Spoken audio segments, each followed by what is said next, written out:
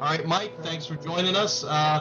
For those who don't know or didn't see the chapter email, Mike was a pioneer in the statistical analysis of MLB player and team performance. And he's going to present tonight his latest in-depth 22 system analysis, 22 season analysis and evaluations for the upcoming 2023 MLB season. And Mike was an advisor for several years, from 1991 to 1997, to the GMs of the Montreal Expos and the Boston Red Sox. And with that, Mike, I'll let you take it away so my kid can stop interrupting us. Sorry. Okay, thank you, Matt, and thank you to both the Philadelphia and Baltimore chapters for hosting this. Uh, I'm not going to go into the previews that I've gone into in the past about my problems with war and so on. You've all heard it, most of you, so I won't bore you with that. So I'm going to go directly into three things. First, the two things I've always done is go through each team, all 30 teams, and you will see their strengths and their weaknesses. But understanding that's a quantity; those are quantity numbers, not quality numbers, because each position has different quality on it. First base, almost every first baseman on the team area is going to be plus because that's where all the hitting is. And most catchers are going to be in the negative, but on the team thing, but they could be in the positive because once you compare catchers to catchers or first baseman to first baseman, that shifts everything around. And that's the second screen with the individual players position by position ratings with the premier players, the players who are major league players, but they're not amongst the premiers, and then the players who shouldn't even be starting at the major league level.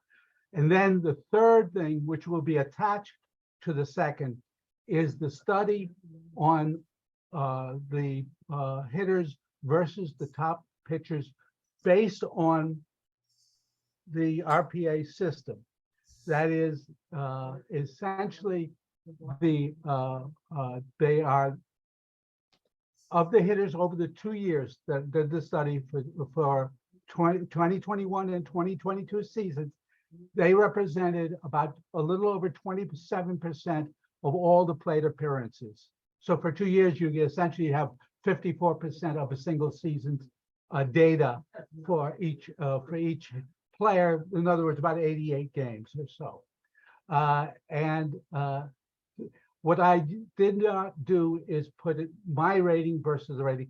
I used, since all I needed to see what was happening in terms of a drop off, in terms of productivity, I just used the OPS that you see taken directly from, for those 2 years, from Baseball Reference, compare it to what the OPS was just against the top pitchers based on my ratings, and see what was the result.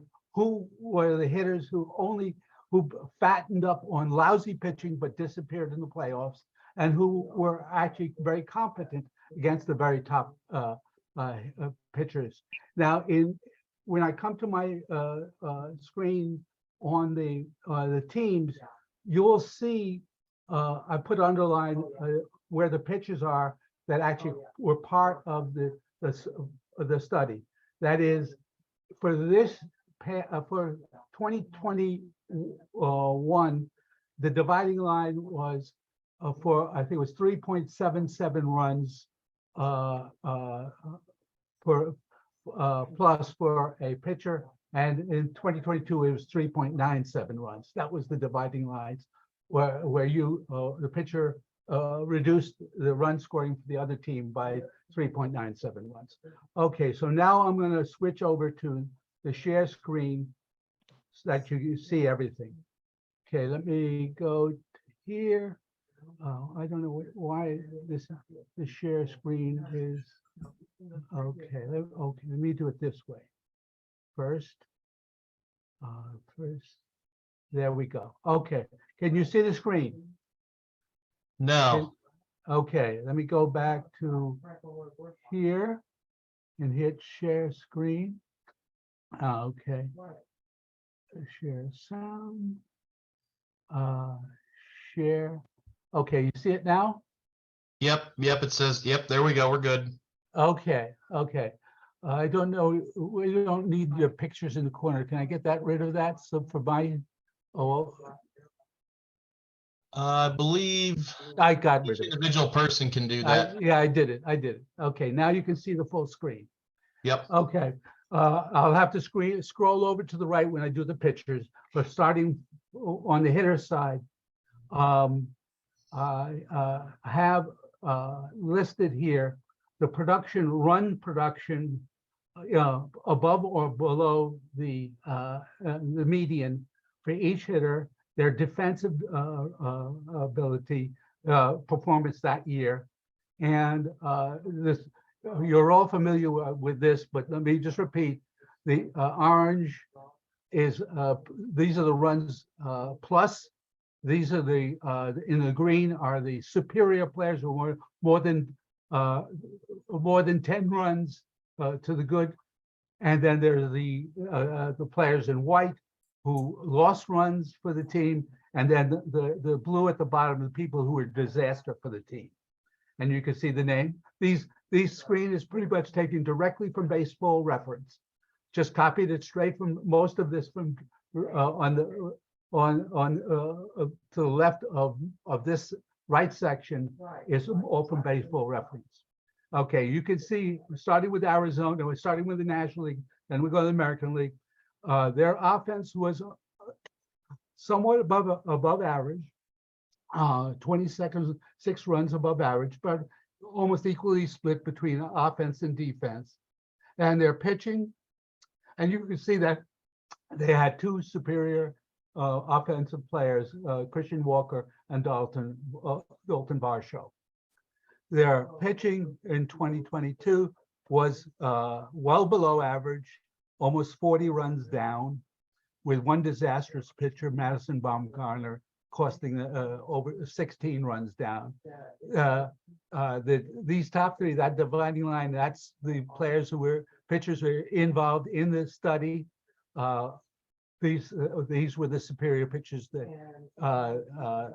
this person say 5.49 runs. These Zach Allen saved 21 runs, Merrill Kelly over 11 runs. But overall, the pitching was very thin and 39 runs down. So overall, the team was about 13 runs down. So they actually underperformed. They should have won around 78, 79 games. Now it's not a big difference, but they did underperform a little bit, somewhat, not much. Then we come to Atlanta. As you can see, they actually had 6 premier performers during the season, starting with Austin Riley, Swanson, Harris, Olson, Contreras, and Acuna. They had nobody in the blue, and overall they were 91 runs to the good on a they're extremely powerful offense. Here on the pitching staff, again, no terrible pitchers. They're 40 runs to the plus, which is tremendous, but not, but there were more on offense with the 91.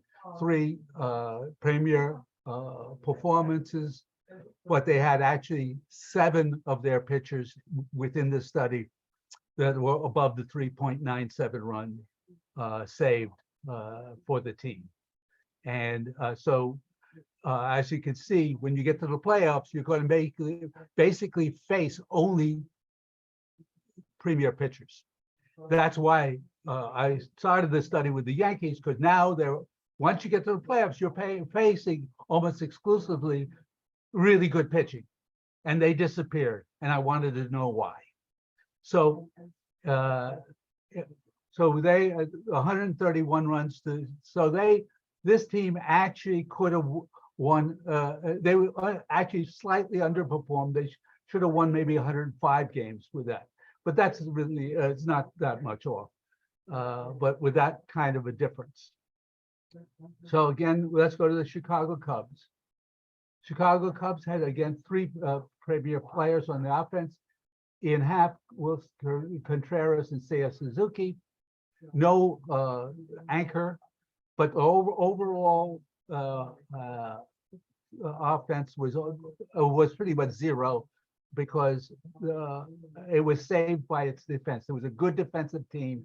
Offensively, they were equally balanced against their own defense. Anyways, let's go over to the pitching.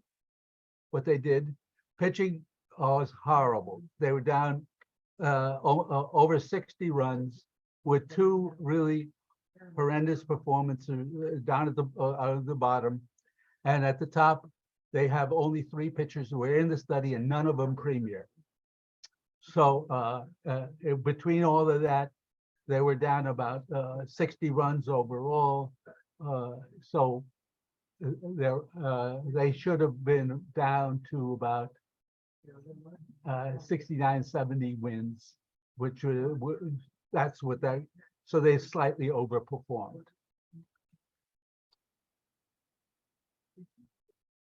Cincinnati, disastrous offense. Minus 98 runs, one of the worst offenses you'll ever see. There's three players here alone cost the team about 36 runs. That really atrocious performances. Nobody premier. The best was Brandon Drury at less than 8.5 runs to the good. Their pitching staff was also very bad, but nothing as bad as the hitting, minus 42 runs. This is really a bad team, but even so, even though they had no premier pitchers, they did have 5 pitchers in the study.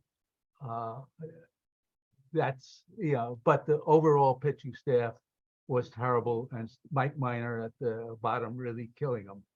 So this is a team that actually was lucky to make 62 wins.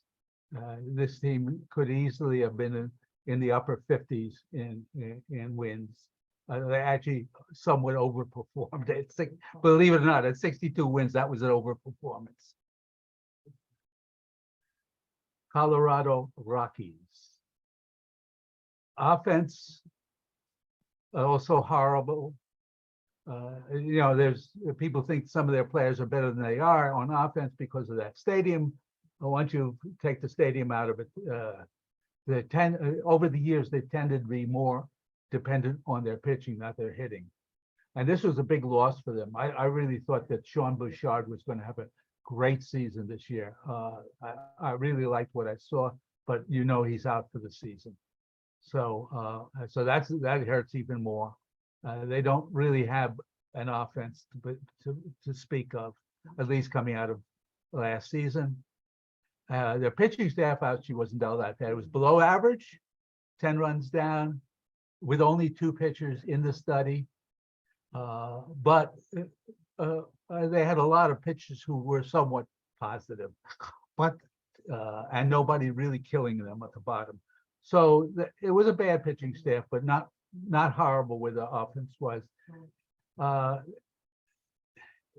This is a team that should have won maybe 66, 67 games. They won 68. They're right in the right spot in terms of the numbers between the two. The Dodgers. Look at that offense. And it's not just hitting. That defense led by Mookie Betts, plus 13 plus runs on defense alone from him. This is a tremendous defensive team and a tremendous offensive team. And overall, over 115 runs to the plus on offense. 4 tremendous players at the top, led by, of course, Mookie Betts. And that's one of the great offenses you'll ever see. And on pitching, not bad at all. That's tremendous as well. Not like the offense, but almost 69 runs to the good, with 5 premier pitchers: Gonsolin, Anderson, Kershaw, Phillips, and Urias. Nobody killing the team at the bottom. Between the two, the numbers say they should maybe have won 115. That's how good they were. But that's within the range. So that is an amazing team. Miami Marlins. If you thought Cincinnati was a bad offense, take a look at that one. Minus 100, almost 106 runs, and they managed to do it both offensively and defensively to be atrocious. They had one player in the Premier Group, Chaz Chisholm, and only two players even above positive. And one of them only had like 11 plate appearances, so that didn't really count for anything. This is offense, and they have the three guys at the bottom, just deep system between them. Well, over 51 runs down just from those three guys. Those three guys impaled that team.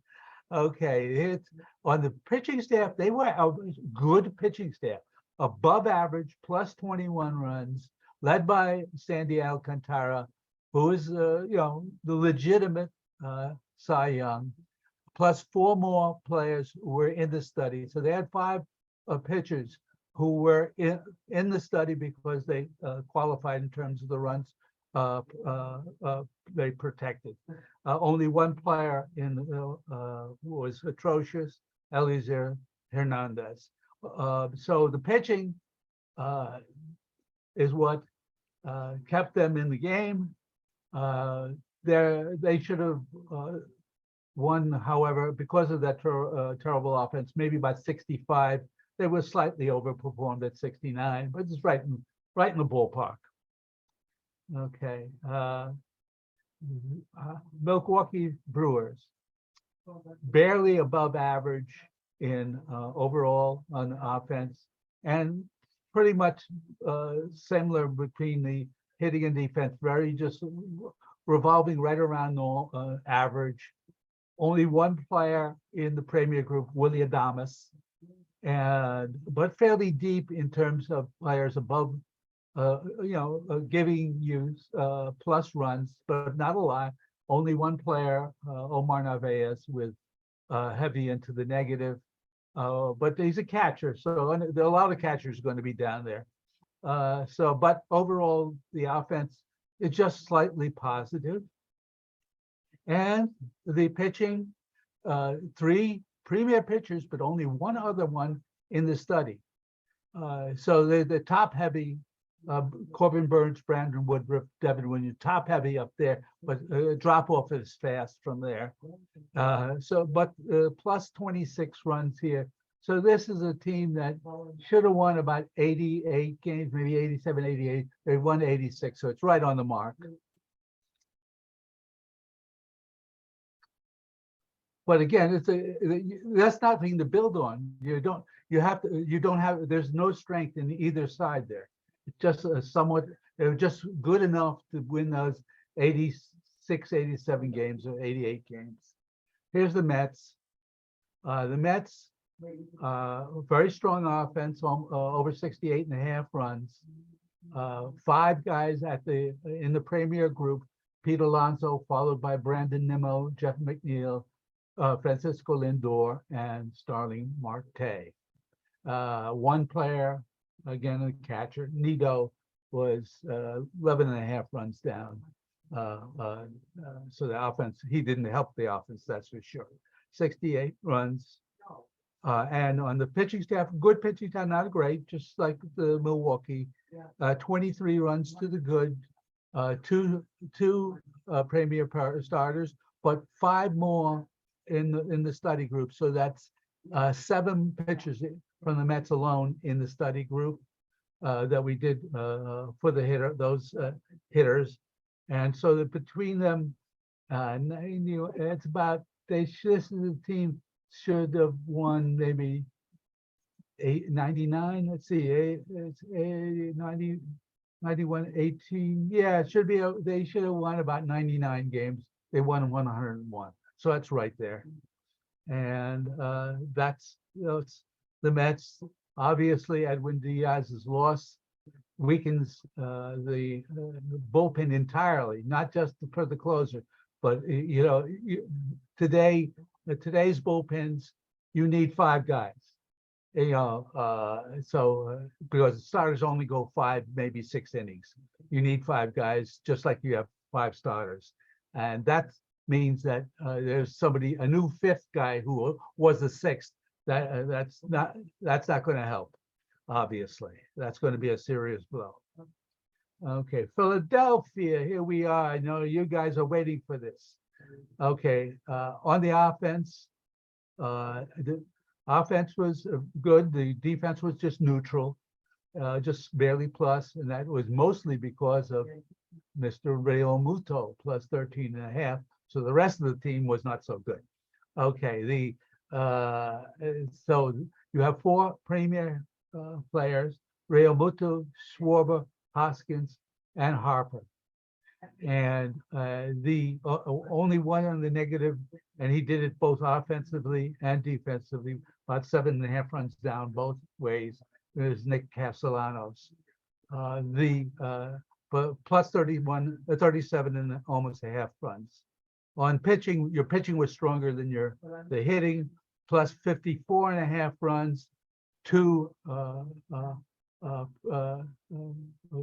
great performances by Aaron Nola, Zach Wheeler, and I said that I think I might have had Nola above the Miami pitcher. I'm just got to remember. Anyways, Zach Wheeler number 2, and you had 5 pitchers all told in the study. You had no pitcher that was killing you, and between the two, this is a team that should have won around 99 games. And if you remember my talk last year, where you had Atlanta and Houston as who just popped up in the playoffs to go into the World Series, I said that when we went over the things, both of them hugely underperformed during the season, but they were actually much better than what their record showed. Same with Philadelphia here. So the record was not as good as what their performance was. And when they got to the playoffs, they showed that they were a better team than their record indicated. They should have been close to a 99 win team with the performances that they put forward, because their team was about 92 runs to the plus overall. Okay, now for the Pittsburgh Pirates, on the sad Pirates. One guy in the Premier Group, Brian Reynolds. You had 2 guys who killed the team on here. It was minus 82 runs, and they managed to be bad in both offense and defense. The pitching staff, however, wasn't bad. It was below average, but only a little over 10 runs, Zach. So and they actually had 5 pitchers in the study. No premiers. Oh, actually, Quintana was once I combined him because he was traded with his full season. He was amongst the premier one of the top pitchers in the league in the majors last year. So when you put the two together again, you're talking about a team that should have won about, let's see, 59 games, 58 games, 59 games. They slightly overperformed at, let's see, 7. Yeah, 7. No, my numbers are going on 63 games. Yeah, they should have won about 63, I think. So they're right on the number, pretty much, right on the number. St. Louis, the other team that had Quintana.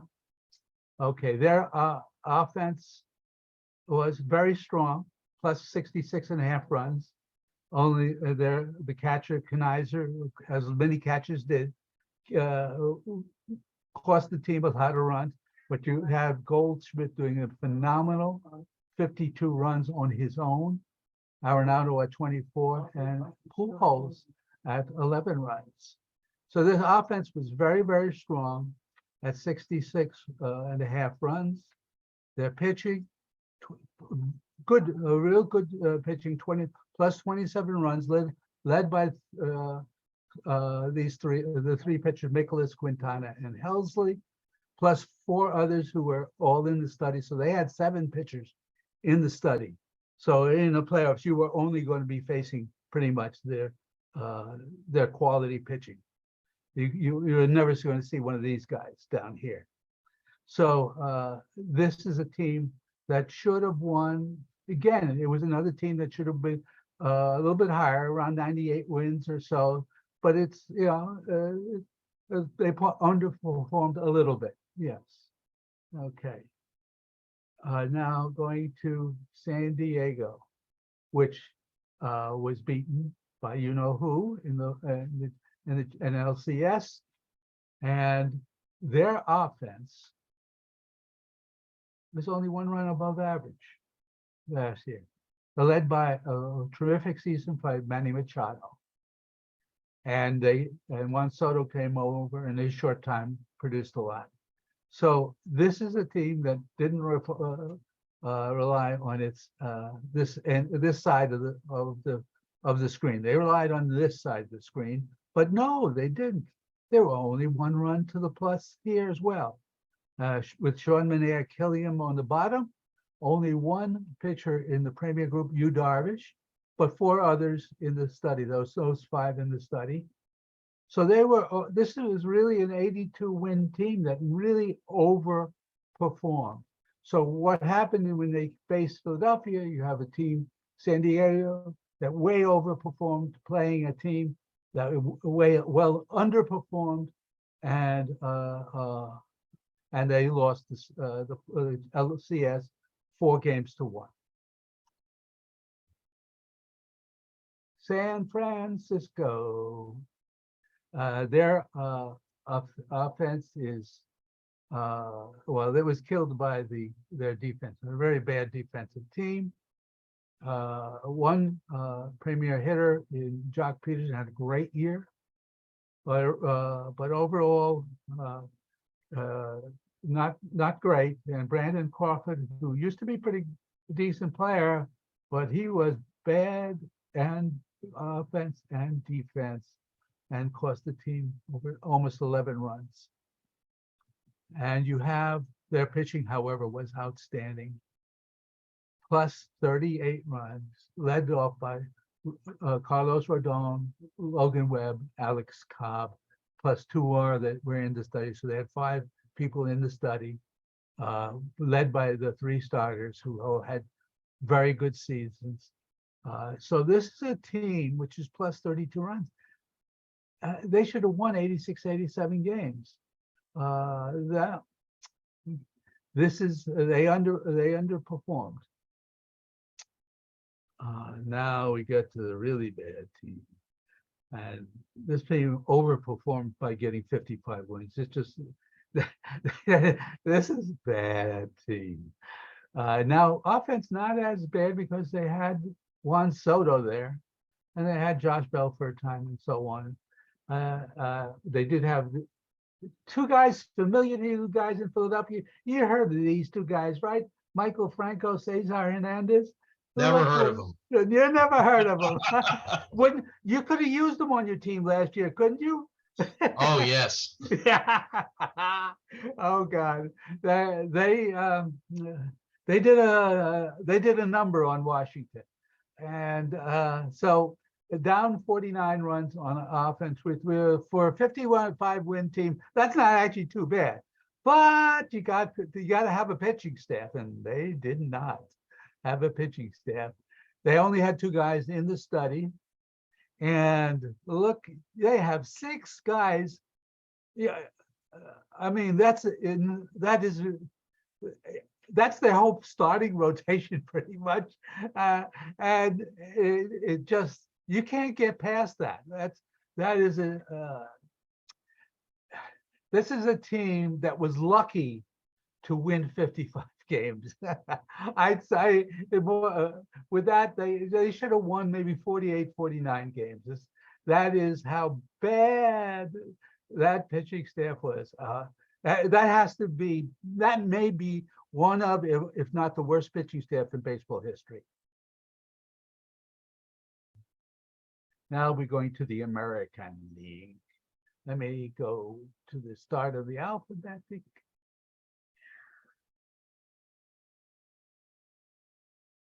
And I'm going to point out one player when I get to him, Nick Meton, because I have a suspicion you're going to regret losing him. Hey, Mike, can I ask a question before you jump into something else? Yes. What does the Phillies defense look like without Real Muto included? Bad. That's what I thought. Okay. Okay. As I said, it was bad. Not as bad as some other teams. It's not off the screen bad, but it was well below average, and of course right field was the biggest problem. Got it. As usual. Right field's always been the problem for you in recent years. Okay, Baltimore Orioles. They have one premier player, Adley Rutschman, their catcher, violating the rule of the catchers being at the bottom. He is going to, if he plays like this the rest of the way, Hall of Fame, here he comes. That's to me. You have one player who killed Baltimore, was Rougned Odor last year, but overall the offense was somewhat positive, almost 16 runs to the plus. On the pitching staff, balanced it out almost exactly, 18 runs to the negative, no premier pitcher, but depth. 7 of those pitchers were in the study, all above the 3.97 runs protected. So there's a lot of depth there, just nothing you write home about. But you had the 2 pitchers at the bottom who stunk out the house, even though he had a winning record, Jordan Lyles and Bruce Zimmerman. These guys really were they didn't help your cause. So this is a team that should have won maybe 80 games, 79 games. He won 83. It's right in the ballpark. Okay.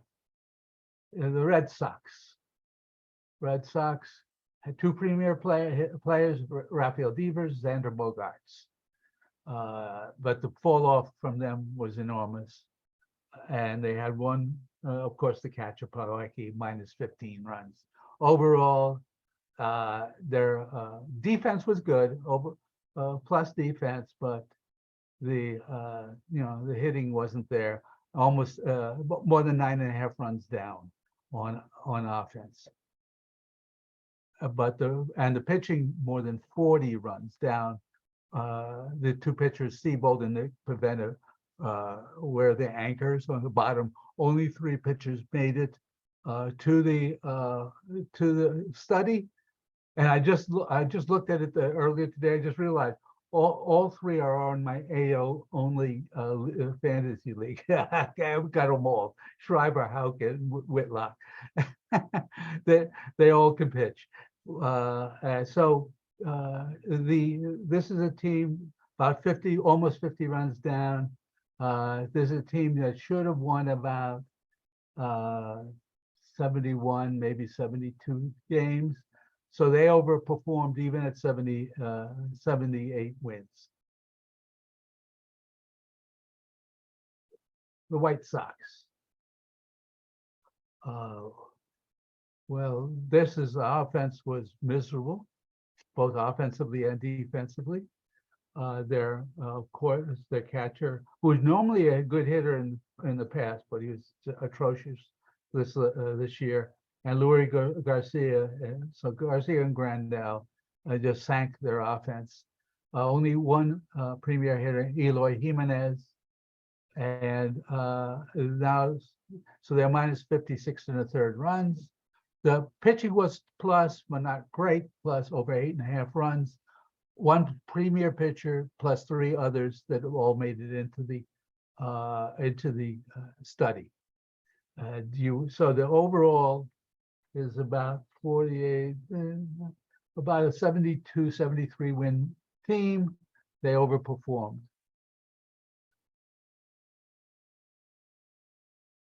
Cleveland Guardians. This team was a plus 7 3/4 runs, but it was all on defense. Their offense was pretty miserable. I mean, not terrible, but 16 runs below. But the defense was outstanding defense, almost 24 runs to the plus, led by Stephen Kwan at plus almost 8.5 runs defensively. The 3 premier players, Jose Ramirez, Stephen Kwan, and Andres Jimenez. As you know, I was very critical of when Mets gave him up.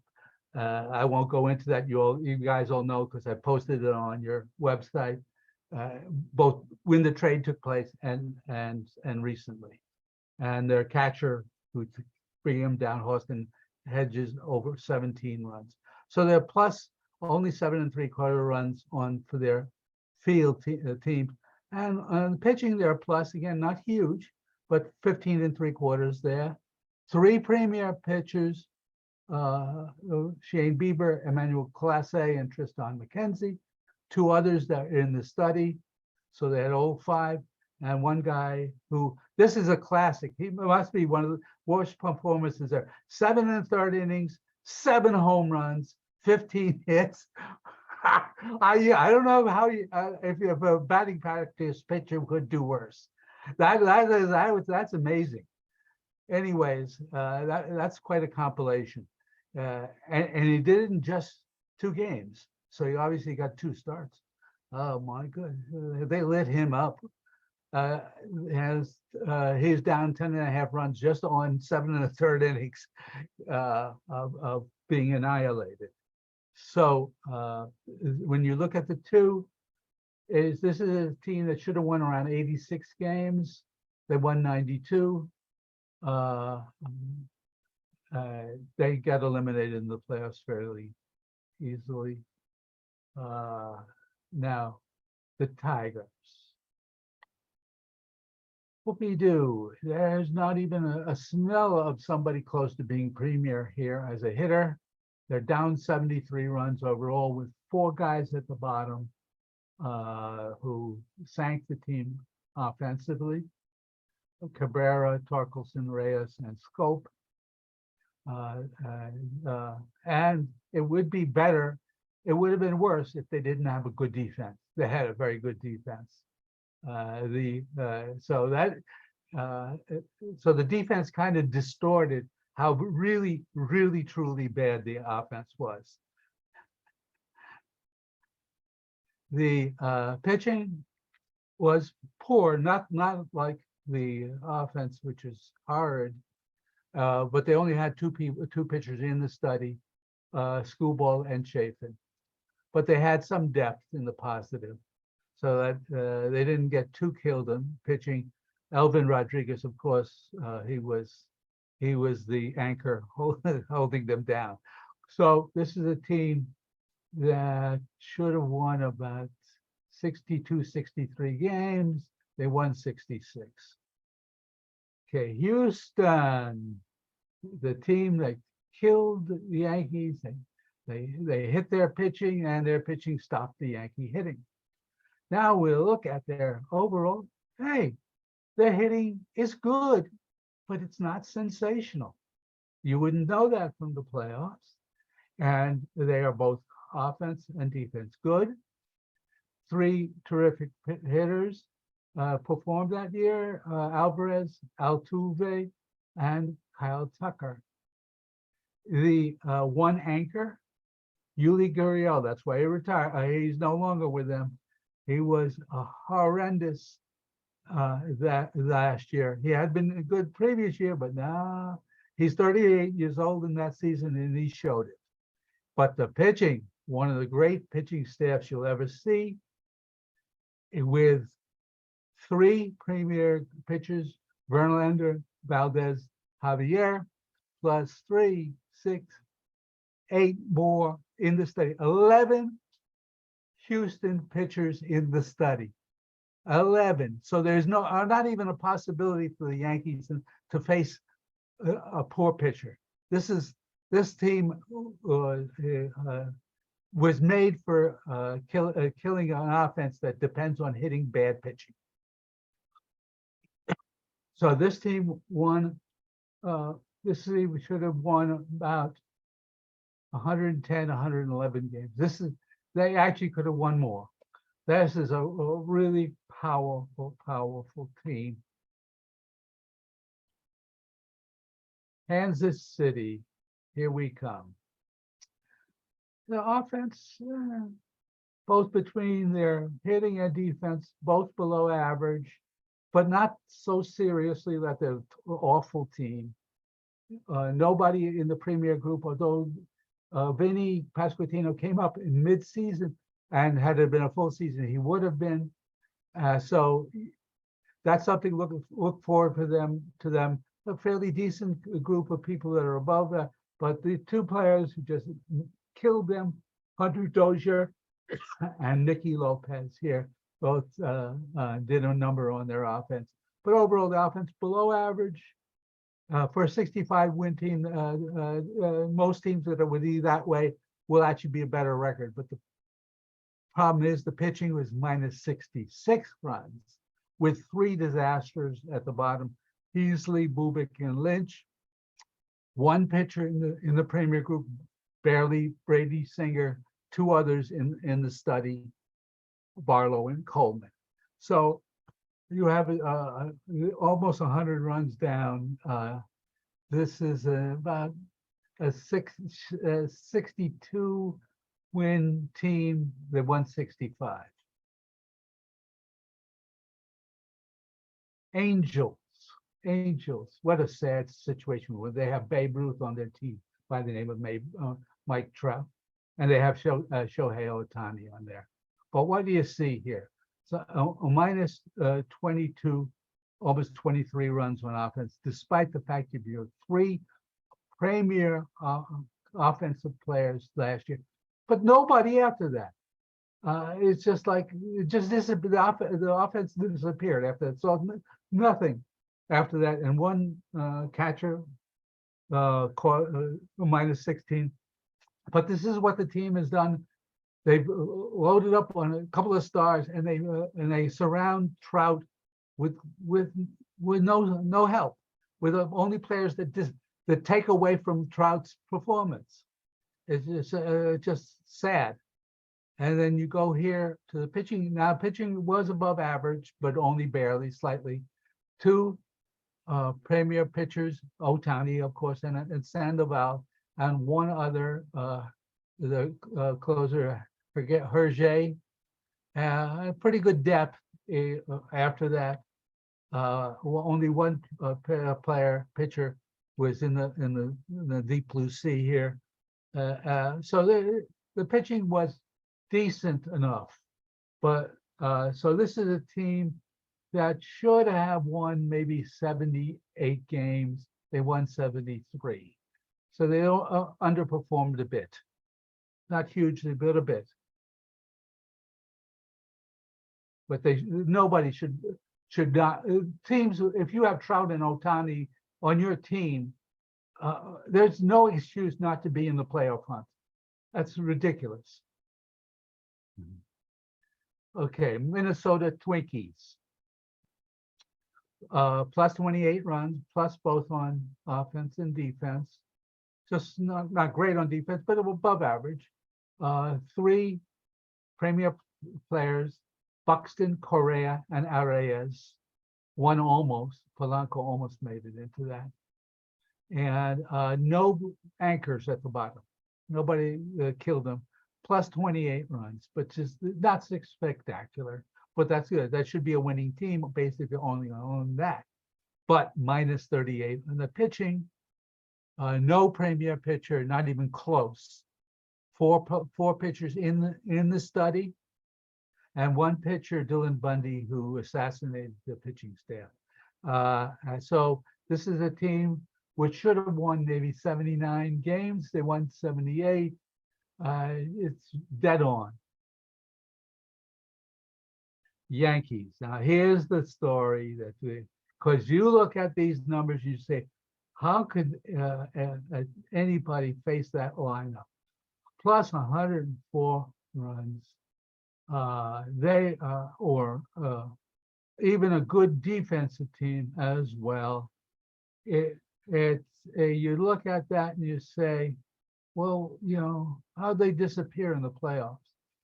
But there's only two guys in the premiers and only one really that carrying the team. Aaron Judge, 72 runs plus, and Matt Carpenter, who was a part-time player, but he had a fantastic season, plus 16 runs, and nobody has anchored. So it's 104 plus runs on their team field. And then you go to their pitching staff, and it's plus 80. It's not as good as Houston, but that's a fantastic pitching staff. One premier pitcher in Nestor Cortez, and almost in Juan de Peralta, and you have 10 Yankee pitchers in the study, almost as much as Houston's 11. Between the two of them, they had 21 out of the 150 pitchers between that people had to face. And so that's a tremendous pitching staff. There's no anchor at the bottom. Just killed the team. This is a team, if you remember going to the All-Star, they thought this team was going to set the all-time record for wins, break all the records, and then they stumbled in the second half, and they won only 99 games. Well, that 180, they should have won about 110, 111 games or more. This team really was on a pace to break even the 111, maybe 112, 113 wins or more. But when I do this study, you'll see where their clay feet were actually on offense. And they're big clay feet, indeed. And they don't know it. They don't know it because they gave an extension to Anthony Rizzo, one of the main culprits. You'll see it when we get there. Now we get to Oakland. Oakland, minus 87 runs. I mean, awful. They have one premier player now, another catcher who violated the catcher principle of being on the bottom. He's their best player. So was their best player. Okay, he's now with Atlanta, and there's a story behind that in the data that I ran. That explained that Atlanta is knowing what they're doing in these trades. I think they're using something similar to what I did in that study. So this is a team with very few anything positive. They have the two players at the bottom who really were disasters, Machine and Pache. So minus 87 runs, and pitching not as bad as the hitting, but still awful at minus 45 runs. No premiers, and only 3 pitchers in the study: Montaz, Jackson, and Acevedo. The two, you can see Adam Oler and Zach Lowe killed them. So this is a team that's about 123 to 122 runs, 132 runs down. This is a team that was 55-56 win team that won 60. So they actually slightly overperformed. Now we go to the Seattle Mariners. Okay, they're plus 31 runs, 31 and a half, and split between offense and defense. Good above average, both offensively and defensively, but nothing great. Their defense was led by their catcher Cal Raleigh and their center fielder Julio Rodriguez, and Sam Haggerty also was tremendous defensive. So their three top premier players were Rodriguez, Raleigh, and Eugenio Suarez, and their one guy who I think there's some people here might be disappointed in seeing this, Adam Frazier, who cost the team almost 18 runs last season. So if you're a fan of a particular team, well, there is something in my study that may make you feel a little bit happier about it than what you saw there. Okay, as far as the pitching goes, also somewhat above average, plus 16 runs. No premier guy, but 6 players, 6 separate pitchers in the study that really good. And one of them, of course, Castillo, when you add in his Cincinnati, he actually is one of the premier pitchers. Only one pitcher who was hurt them badly was Marco Gonzalez. But overall, plus 16 and a half runs. Between the two, about 48 runs to the plus. So they should have won about 90 or 91 games. So it was dead on for Seattle. Now, Tampa Bay. Tampa Bay always overperforms somewhat because of their use of their bullpen and such. This is a special team, as everybody knows. And if they're a minus 12 overall, but they're saved by their defense. That's always been their mark as a great defensive, very good defensive club. But this year, not as much, and 12 and a half runs down, one premier player, Yandy Diaz, a number of players positive, no super negative player. So on the pitching side, see how many pitchers. I have to roll the screen and it rolls it off how many pitchers they use. Just plus 6 runs for their pitching. No negative, no big negative guy. Whole deep set of plus pitchers. 2 premiers, McClanahan and Rasmussen, plus 5 others in the study. So they had 7 pitchers in the study, which so that is a very deep pitching staff, but nothing that jumps out at you that much as great pitching staffs, because it's only plus 6 runs. So this is a team that should have won about 80 games, and they won 86. So they a little bit overperformed, and then we're kicked out of the playoffs in 2 straight games in the wild card. Texas, now this is this one is interesting because they should have won many more games. This was really the team that was the most out of line here. So what you had is offense that is minus 5.5 runs, 2 premier hitters in Lowe and Semien. And we go to the pitching, and there are only 4 runs down. Pretty much same, both pitching and defense loses you about a game each. This is a 79 win team that won only 68. They should have been much better. Perhaps they had no closers to close anything out, and they just kept losing them games. I don't know. But anyways, on the pitching, Martin Perez, who was a premier, and 3 other pitchers. So they had 4 pitchers in the study, and only 1 pitcher, Spencer Howard, who was that terrible. So that between their pitching and their hitting and the pitching, you're seeing a team that should have at least competed better. They should have won around 79 games. I think that means that if there's a good chance when they're adding DeGrom and others that this team could surprise, because they're going to be operating on a bigger, better base than what is the people's perception is at 68 wins. Okay, so with adding DeGrom to that, and adding DeGrom, I think this team has a chance to. They're not going to beat Houston, okay, but at least they might challenge Seattle. They might make at least a decent shot. Here's Toronto. Toronto plus 57 runs, tremendous offense, led by the four guys, Springer, Jansen, Kirk, the two catchers, again, violating the catcher principle. They're both up there, and Vlad Guerrero. And no no super negatives.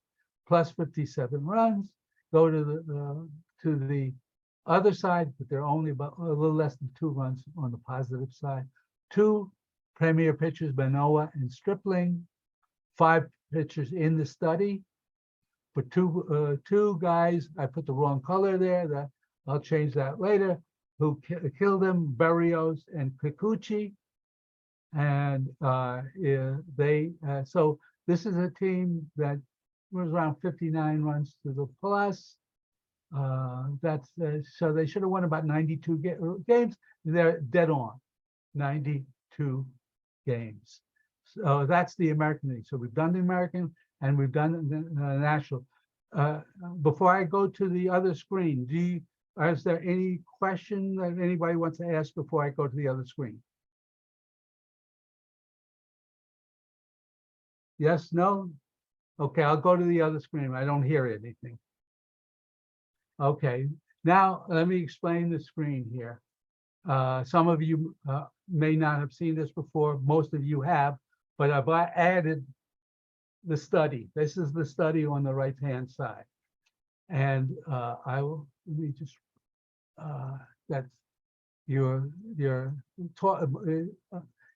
don't know if it's it's covering the headline. It's covering my screen on this top line here. So I'll have to explain what that is. Okay, I have 2 sections to both the hitters and the pitchers. The left section are those that have enough data that the data is strong. These are players who have, over the past 3 years, had enough plate appearances to produce 350 outs, and have minimum of performance in the last season of 40 outs.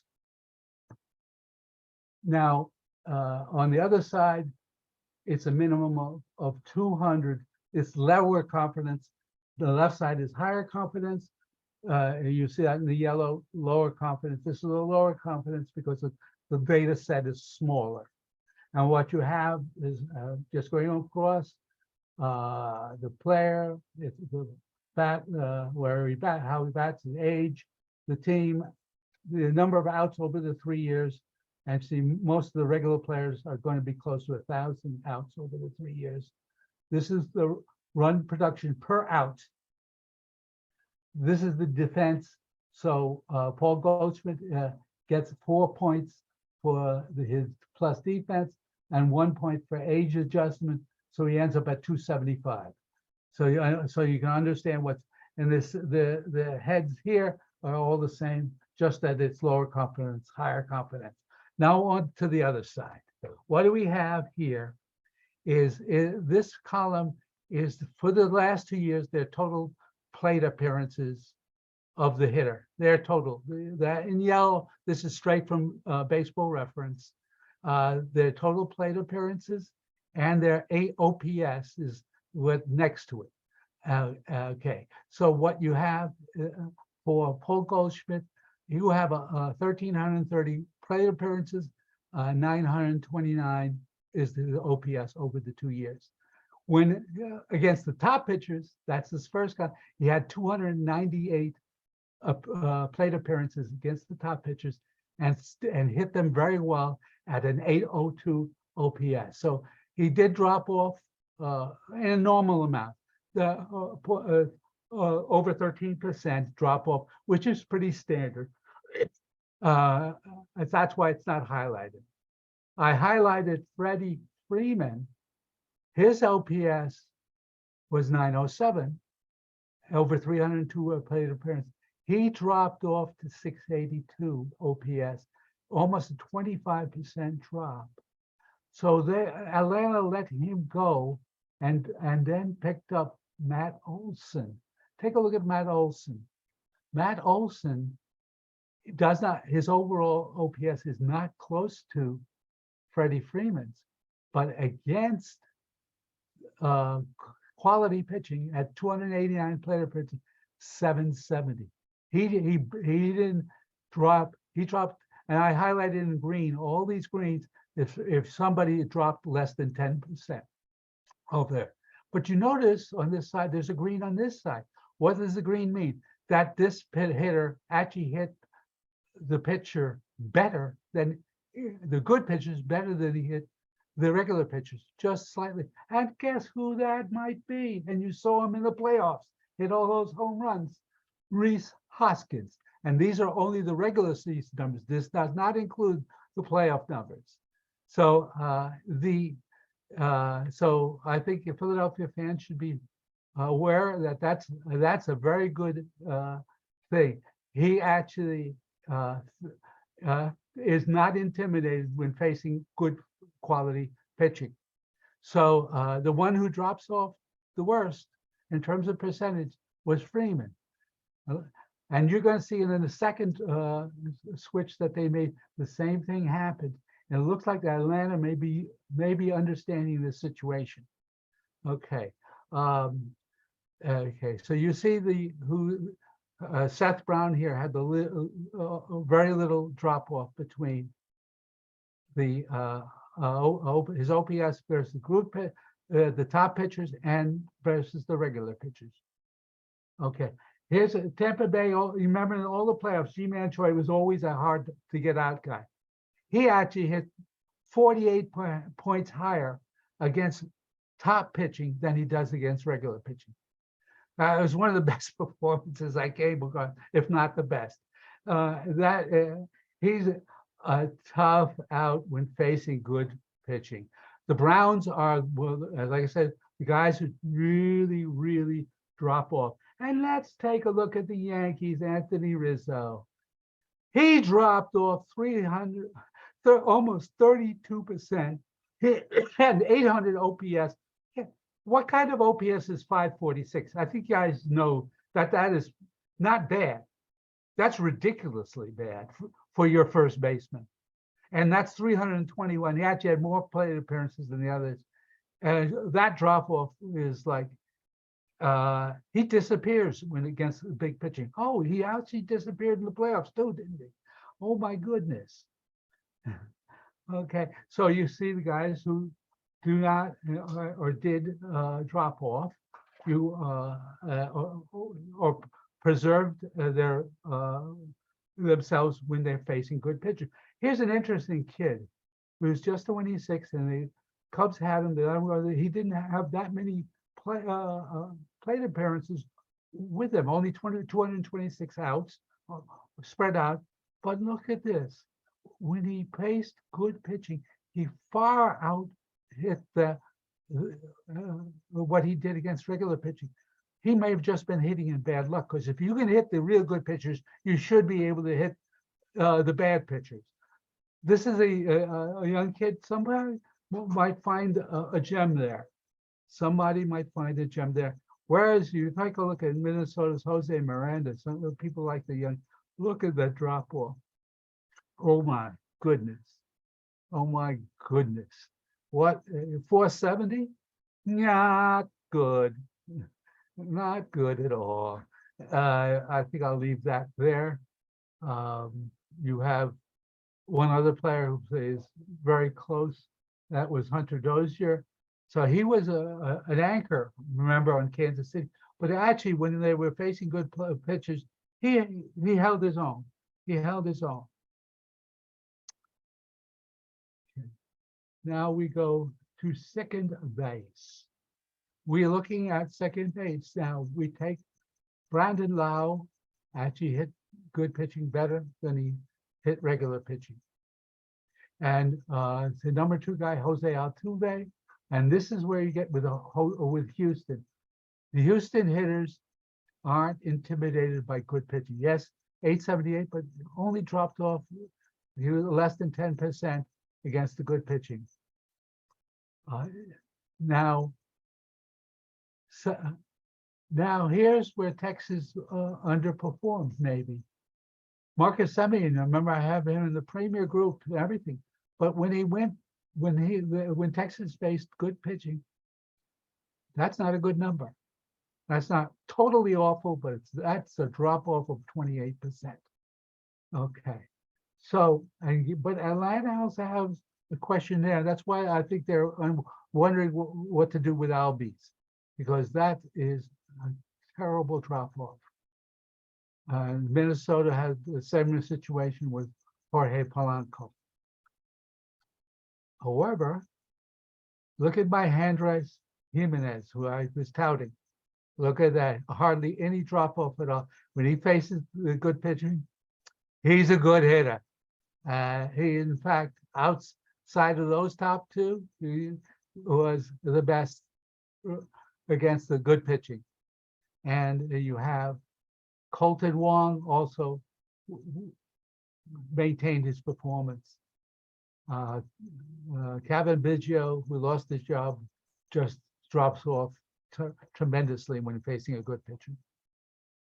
Thyro is started. Everybody's in love with him, but I think he might be a flash in the pan, because this, take a look at the difference when he faces good pitching. Nolan Gorman came up last year.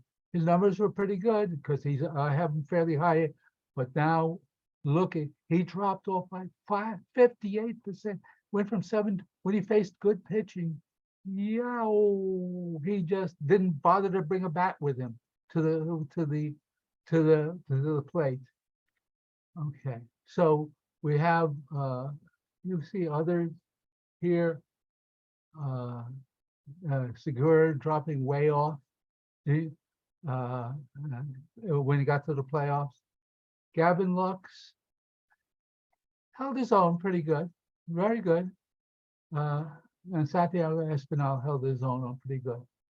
Now there's one player down here that you may be interested in. I think is this one? Oh, yeah. Let me see where Aaron Frazier. No, I thought Aaron Frazier would be. I remembered wrongly. No, he dropped off plenty, 21%. So okay.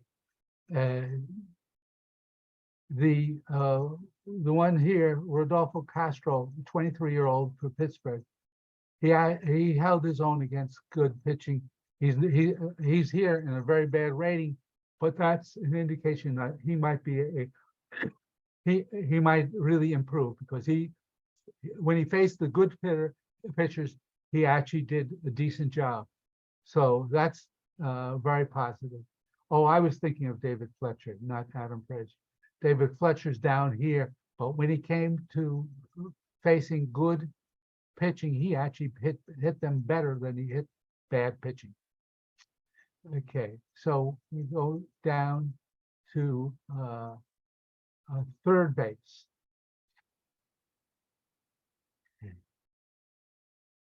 Austin Riley, look how that's Atlanta holding his own against good pitching, hardly touched. And Rafael Devers didn't care whether you were a good pitcher or not. They can take you down. They were really strong.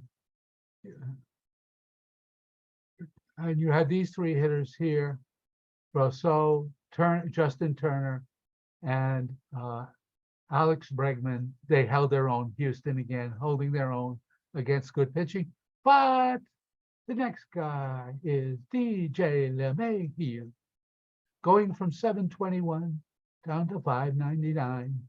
Now that's not as steep a drop as Anthony Rizzo, but these both guys are hitting in the middle of the lineup. These guys at 599, that's not what you want.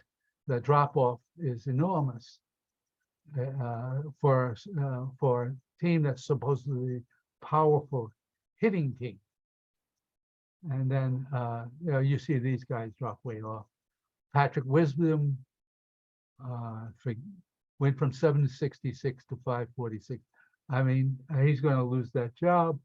I don't see him staying there when he can't hit the good pitching. Okay. The next guy, Yohan Makata, his drop was very little. This one, Luis Urias from Milwaukee dropped off enormously. Now, Josh Donaldson, he held his own. He held his own. It's not great, but 691 is not terrible. And he actually held his own. He actually didn't drop as much as others did. And Eduardo Esco, or rather Brandon Drury, actually hit good pitches better than he hit the regular pitches. He actually went up when he hit them. So that's a good indication. Whereas you saw Eugenio Suarez, he was in that premier grouping, but it was really a fiction because when he faced good pitching, he couldn't hit them. He dropped over 35% when he faced good pitching. Now, anybody down? Okay. Alex Bohm, it's a good indication. Even though he's down here, he did not drop off hardly at all when facing good pitching. So just like other young players, that's a hopeful sign. That's a good sign. Even though he's down here, that elevates him somewhat in my eyes because he faced good pitching and hits them well. And of course, you have the others who you can see who disappear when a good pitcher shows up. And there's Michael Franco, as you saw before. As bad as his numbers where you saw, it's even worse than that. You saw bad numbers, but they were based on this. The drop-off was over 33%, more than a third, down to 399. He didn't bother to bring a bat with him to the plate. Not only was he bad in general, when he faced a really good pitcher, forget about it. Now, this is not as good for you guys. Trey Turner had the most plate appearances of anybody in the study for the 2 years, 383, because he's a leadoff hitter and he's in good teams. So he got a lot of, and his OPS was not terrible. It's not in the DJ Mayhew or Rizzo, but the drop off was very substantial, and that's even more so for Xander Bogaerts, who going to San Diego. So San Diego, which was really slightly overperformed last year, they think, yes, they're going to get a great overall player, but when facing big time pitchers, he's okay. 601 is a lot better than some of these, but it's not that great. The guy who's the best, pretty much, I'm looking at O'Neill Cruz. He actually hit the good pitches even better than he hit the regular pitches. Just 24 years old. That's a great sign for the future. Another player who didn't drop off very much is Wander Franco of Tampa Bay, and another guy who didn't fall off very much was Bo Bichette in Toronto, and another one that didn't fall off too much was Jeremy Pena of Houston, and that's a pattern for Houston. A lot of their hitters, when it comes, even though their offense is smaller in terms of runs than the Yankees, but when it comes to the players facing good pitching, their numbers don't drop off. Yankees go off a cliff. Now, Ha-Sung Kim is heralded for San Diego so much as, and he is a very good defensive player, but look at that drop off against good pitching.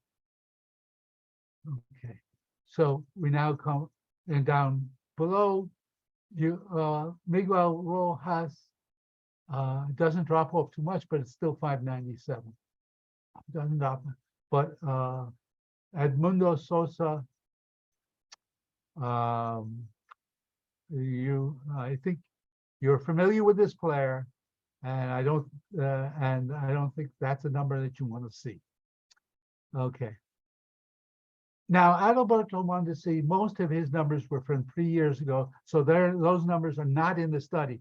The study numbers are only the small numbers from his 2 years injured years, and so he only had 38 plate appearances against top pitchers out of 190 against all pitchers. But look at the difference when he faced top pitchers. In those 38 at bats, he assassinated them. And he was, his last season was just 25 years old. This is when you're supposed to get better. It looks like he might be blossoming. He might be blossoming as a hitter.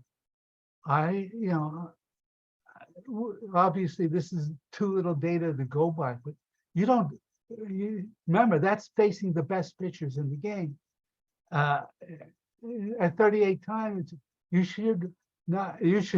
that's a hopeful sign for Boston. And Ahmed Rosario, who I was very negative on when Cleveland picked him up, because I followed him with the Mets and everything. Look at that drop off. Yes, his numbers look kind of good when you look at the overall, but when he's facing good pitching, forget about it. Forget about it. Now, here's another pitch. Now, this is an interesting one from the Yankees. That's not a great number, just like with Josh Donaldson, not a great number, 660, but that's good. He actually hit the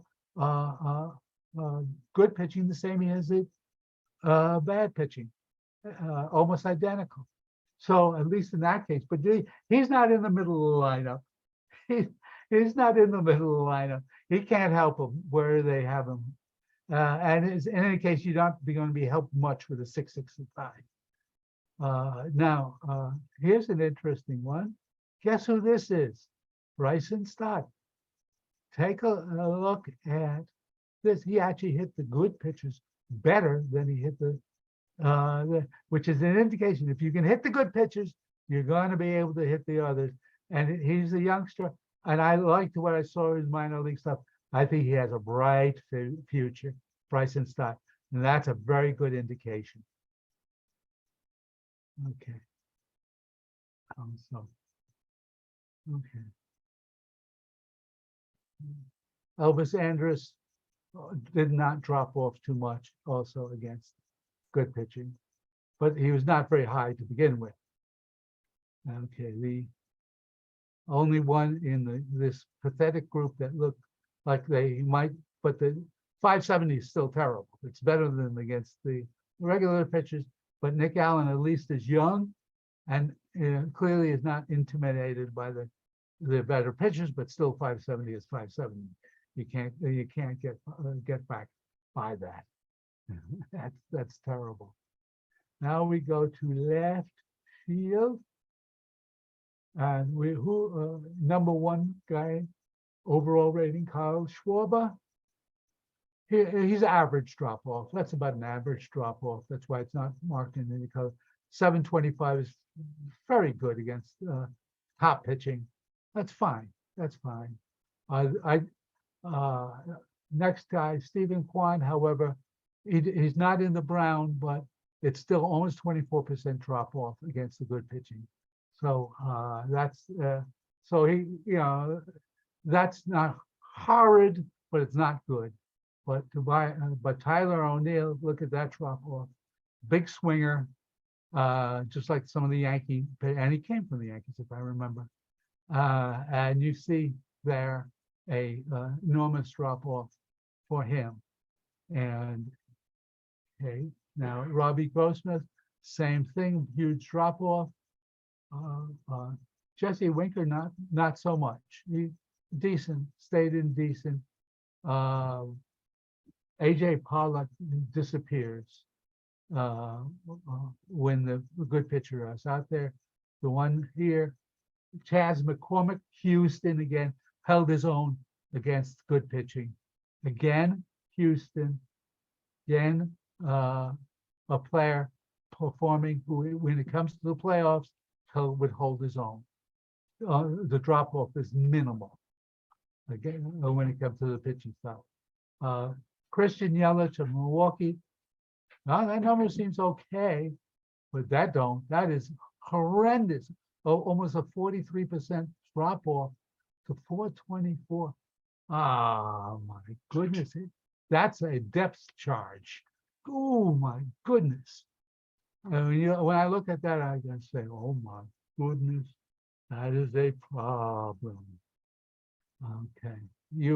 The only one here that sort of holds itself with Atlanta is Eddie Rosario. Very little difference between when he's facing good pitching or not.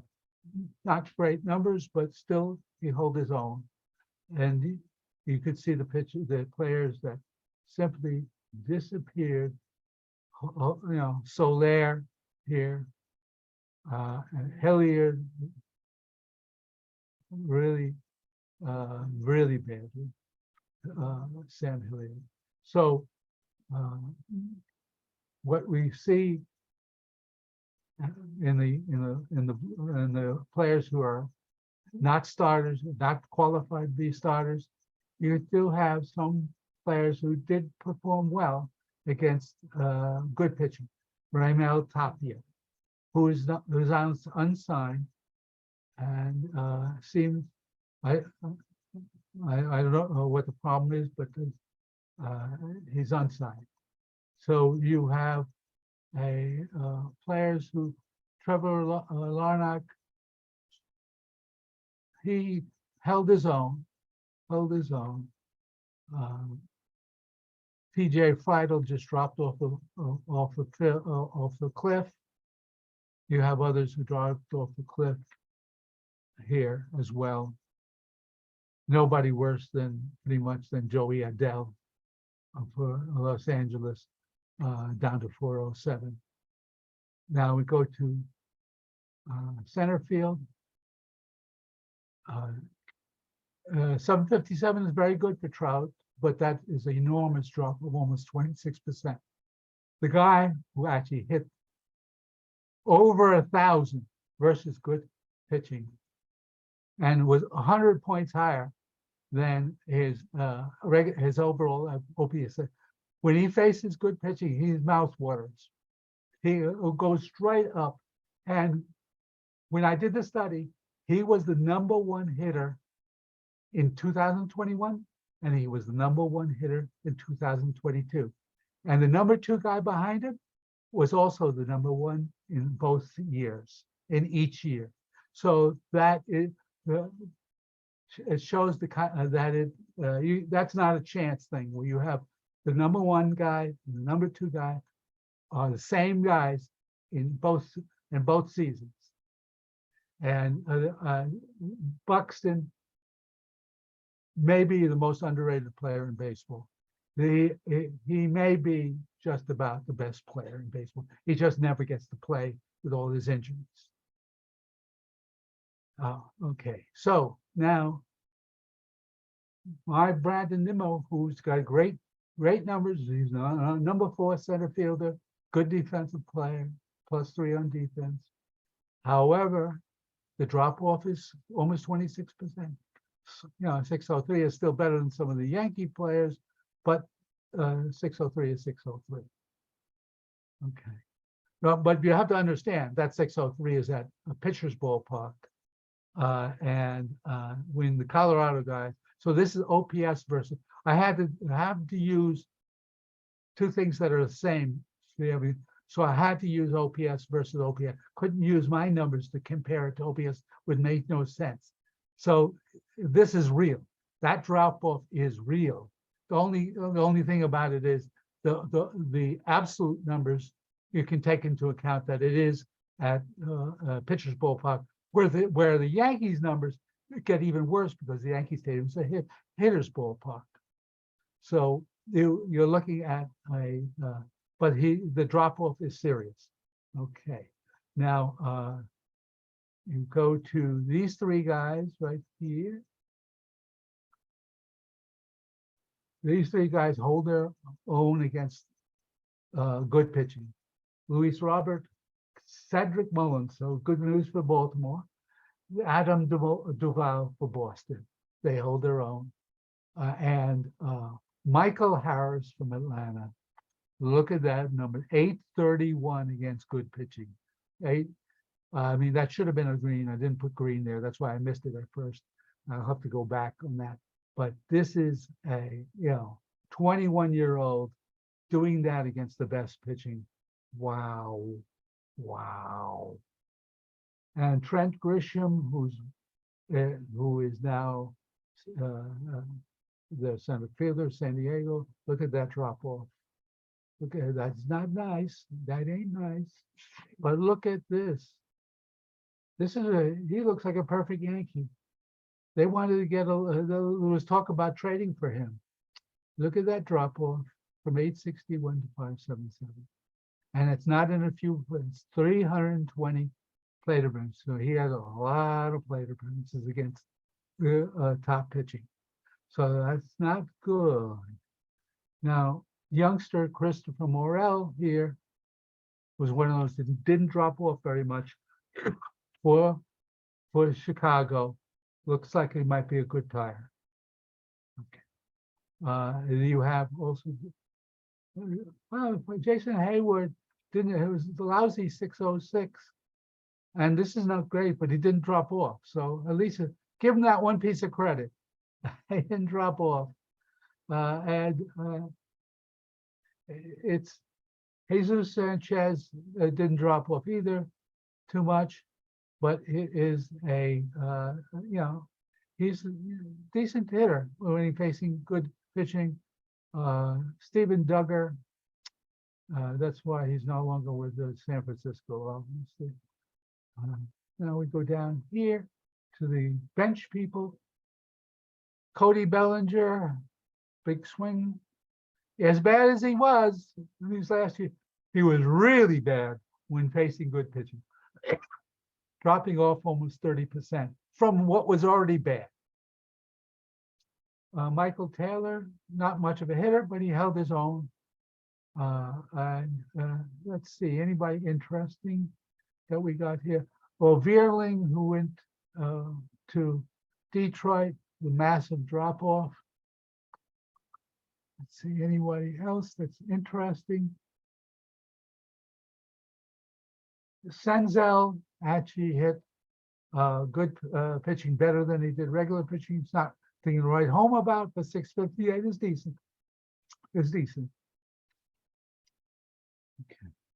Going to the Yankees. Judge 1,016, more than held his own at 963. He was the number 2 hitter behind Buxton in both years. It was Buxton and Judge carrying, being number 1 and number 2 each season. It's just that around Judge, he ain't got nobody around him. That lineup was a disaster around him. Okay. So Soto also had very little drop off against good pitching. Likewise, Mookie Betts, very little drop off against good pitching.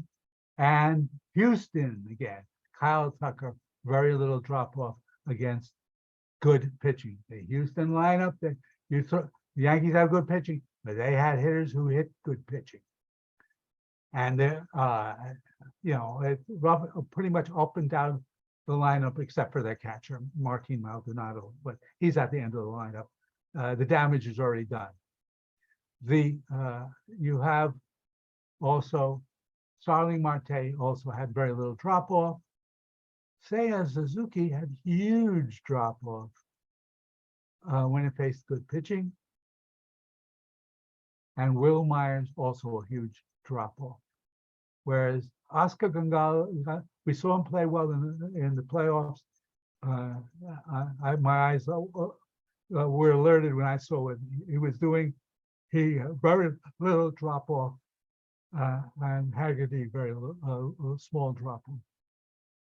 Okay, now amongst the qualified players, guys who dropped off like crazy. Max Kepler dropped off crazy, and disappointing news for some people who may be watching. Anthony Santander dropped off amazingly. That 40% drop off against quality pitching. Um, Gavin Sheets held his own, and Ramon Laureano actually hit good pitching better than he hit poor pitching, and Rob Schneider held his own against good pitching. Okay, amongst the guys who is there anybody here? Yes, I like this kid. I've liked him. I've wondered why he hasn't been a starter. He actually hit with some very small numbers, only 88, but he hit them much better than he hit the regular pitchers. And Tyler Naquin, we always thought he would come up and he hits in special spots. He actually hits in special spots because he hits better, big pitchers better than he hits regular pitchers. So yeah, he has that special ability. And you have guys like Abisail Garcia, who absolutely disappears when a good pitcher shows up. And of course, we know from Jackie Bradley, he disappears.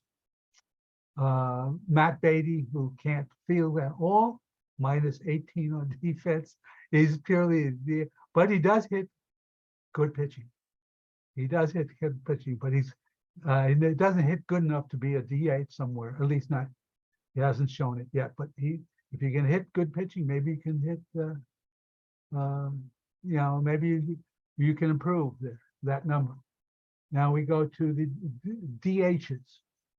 We start off with the top DH, Houston, and he's normal, drops off to 771. That's fine. That's fine for Houston. Their hitters don't get killed by good pitching.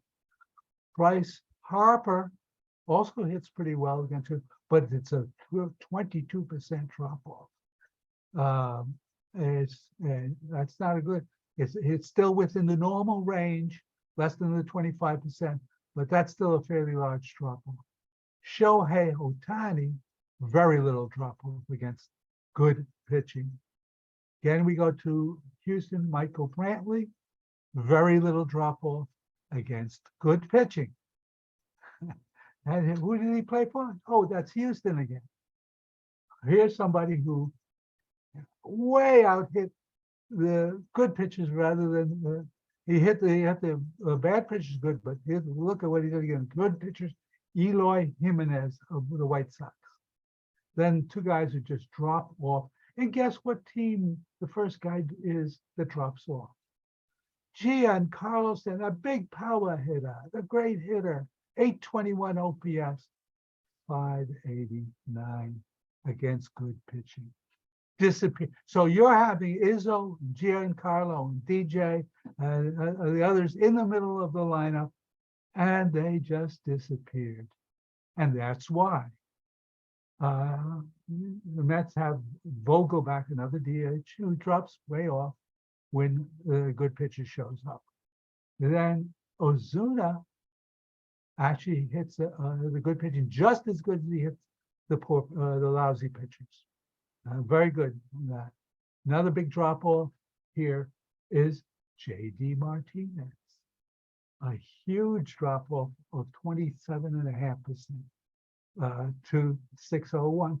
It's not as bad as the Yankees. It's not as bad as Giancarlo. It's not as bad as Rizzo, who's even much lower. But it's still a huge drop off. Okay, so here, very interesting. Tommy La Stella, who's been injured a lot, but when he's played, he's actually hit good pitching better than he's hit regular pitching. His whole career is, one injury after another. But he can hit, obviously. And you see the guys who drop way off here. J.D. Davis, Fernando Reyes, so on. Look at that drop off. Jed Lowry and Justin Austin. Okay. Well, here's somebody who has not that many at bats. Nobody picked him up. But look at the difference. When he gets a chance, he hits the good pitching. And somebody might want to take a look at him. He's never had really a full chance. He might be curious. It's only 127 plate appearances against top pitching, but that is top pitching, and he hit 740 OPS. Okay. I have Adley Wishman for your Baltimore, my #1 rated catcher overall, even over JT Realmuto. And he's just 24 years old. Okay, so he's already #1 and he's at 24.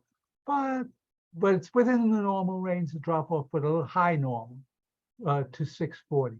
Whereas our guy, JT Realmuto, actually hit good pitches better than he hit regular. So him and Reese Hoskins both do that there. There is no intimidation there at all with the good pitchers. They get them. Sal Perez, big drop off, almost 28%. Okay, here's a drop off. There's our trade. William Contreras, you notice? Yes, he is higher rated than Sean Murphy, who Atlanta picked up. Murphy's 738. Here he is, Mr. 87. No, not 786. But look at the drop off of over 30%. So this is more illusory. Whereas when we come to Mr. Sean Murphy, take a look. That should have been actually colored because, oh no, he's just outside the 10%, but he holds his own. He's a 663 versus 549. So they got a catcher who is overall against what you want in the playoffs, a better hitter against the good pitchers than the guy that they traded away. They made out in the switch from Freddie Freeman to Matt Olson, and they made out in the switch from William Contreras to Sean Murphy. That tells me that I think that they're using this and they saw that. Okay, so when you're looking, and William Contreras is a -14 on defense, Sean Murphy is a +3 on defense. So he actually picked up on defense as well. Okay, so you're looking at a very smart trade. And the other big drop-offs here in the green area, both Grandal and Zunino, big drop-offs. And who else is this drop-off? Tyler Stevenson, big drop-off. Okay, you go down into the players who are qualified to start, but are not premiers. This is where it gets interesting. Again, the Yankees situation. Again, the Yankees. Let me get to these two first that dropped way off. Casali and Torres, but now the interesting one. And they're right next to each other on the chart. You have Kylie Higashioka and the all-star Jose Trevino, who's the guy who plays most of the time, not Higashioka. Higashioka actually hits good pitching better than he did regular pitching. But look at the guy who plays most of the time. Mr. Trevino drops almost 33%. And he's in the lineup with all those other guys with most of those games. And he doesn't bother to bring a bat with him. Another disaster. It is, and there's not that huge a difference on different. Trevino is a better defensive, +4. Higashioka is average. It's only a 4-point difference. But the difference when facing quality pitching has been enormous. And if they continue with that, it's clear that the Yankees have no clue on this issue. Now, Jason Castro again, he drops way off. James McCann drops way off. Here's somebody who actually increased. Jonah Heim actually did better. For his problem is the -11 on defense. He's a hitting catcher, and he actually, as a hitting catcher, has hit good pitching better than he has regular pitching. Max Stassi drops way off. Joey Bart has held his own offensively, but defensively he's not. He's a hitting catcher. He's a hitting catcher. Let's leave it at that. Jorge Alfaro drops way to 0 to 397. That's 277 is ridiculous. Michael Perez dropping. He's there. He's a defensive catcher, obviously. Guy who held his own pretty much. Kurt Suzuki, again a hitting catcher, -22 on defense. He's there for his hitting only. And we know Sandy Leon, he drops way off when he plays his good pitcher. So that's that whole study. That's the whole offense. Now we go to pitching, it'll be quicker. The percentage of plate appearances against top pitchers, 27.039% of all plate appearances were against the top pitchers in the major leagues. Almost 73% were against the rest of the pitchers. Okay, so now this, as you remember, starters are the 5 starters. Your premiers are your top 2.5, because they're to be in the good group of the qualified starters. You have to be amongst the top half, which is the top 2.5. So I've split up the number 1 starters, the number 2 starters, etc., into 2 groups: the top half and the bottom half of the number 1 starters. The top half of the number 1 starters start out with Verlander, DeGrom, Burns, the youngster Spencer Strider, Zach Wheeler, Gonsolin, Fried, Kershaw, Woodruff, Carlos Rodon, Alek Manoah, Freddie Peralta, Bieber, Alcantara, and Julio Urias. And with on the other side, not enough data, not enough outs, didn't make 350 outs, is Severino, but his performance places him in the top half of the number 1 starters. The bottom half of the number 1 starters, we have Aaron Nola, Buehler, Scherzer, Garrett Whitlock, yes, Logan Webb, Luis Castillo, Ranger Suarez, yes, Drew Rasmussen, Garrett Cole, Zach Gallen, Trevor McKenzie, Framber Valdez, Shane McClanahan, and Nestor Cortez. That's the number 1s. Now you see the number 2s. You can see for yourself. Dustin May, if he's healthy, that's a tremendous addition to coming back to the Dodger rotation in the top half of the number 2 starters. And the bottom half of the number 2 starters, the Yankees traded away Sears. He started out really good, but he tailed off at the end. He's not a big strike. It's hard. We'll have to see this year. But his minor league was fantastic, and his performance thus far at the major league overall, it qualifies him as in the lower half of the number 2 starters. And you see the others here. I don't have to go over all of them. Philadelphia's Taijuan Walker in the bottom half of the number 2 starters, and the top half of the number 3 starters, which leaves you still in the premier pitchers, is all these. You see them here. If you have any questions, you can ask me later. The youngster Andre Palante, makes it into that from St. Louis. Then these are the regular, the next, that's the bottom half of the number 3 starters. You have Kyle Gibson for Baltimore here.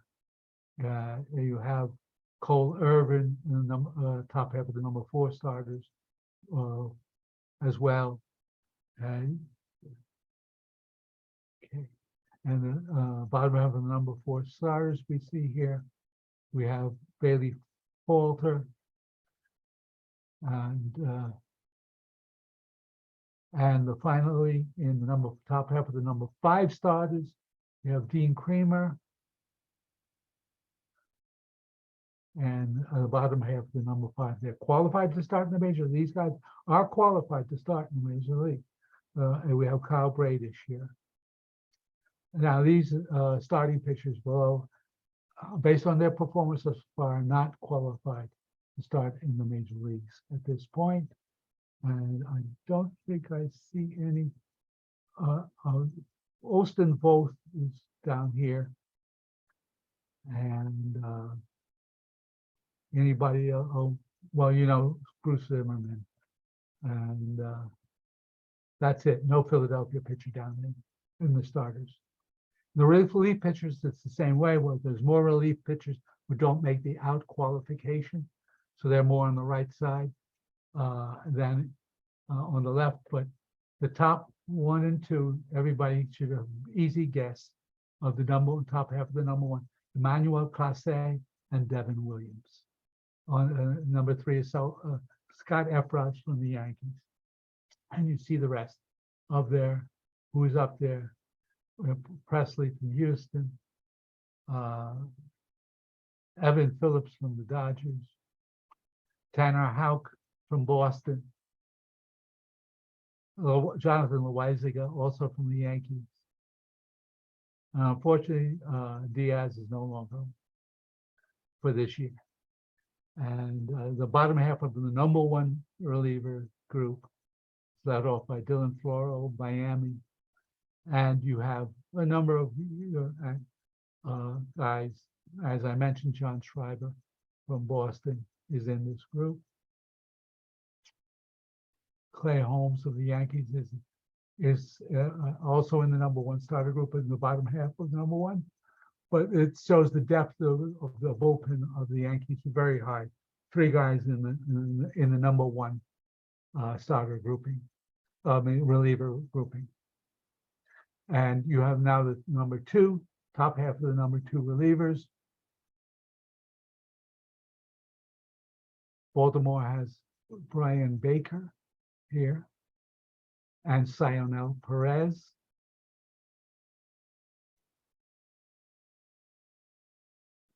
Oh, by the way, Sir Anthony Dominguez did not have enough outs to be on this list. So if you're questioning where he is, he would be, if he was on here on the football, he would be here with Tanner Houck up on this side with a 103. So he would be in the number 1, top half of the number 1 if he had qualified. So I want to mention that for our Philadelphia fans. He would be up there. It's just that he doesn't have enough data to place him on the list. And there will be other players that you might want to wonder about that should be on the list. And I forgot to mention when I went to the teams a comment about Nick Maton. But maybe I can get back to that, or somebody can ask me that question later. I go find him. Okay. Then we have, let's see, anybody here from, yes, Brian Baker. Okay. Now we go in the bottom half of the number 2s. You have Dylan Tate. And amongst the top half of the number 3s, which still keeps them in the premier group.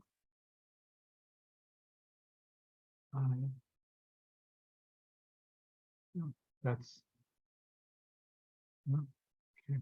Now for those, these are qualified relievers. They're qualified to be on in the bullpen.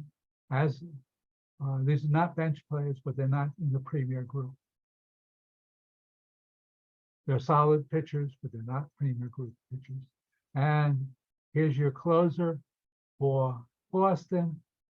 After he blows a few, there may be some calls for changing. Who's doing the closing? It's that number is not terrible. He is qualified, but he's a number 3 reliever at this point in the bottom half of the number 3 relievers.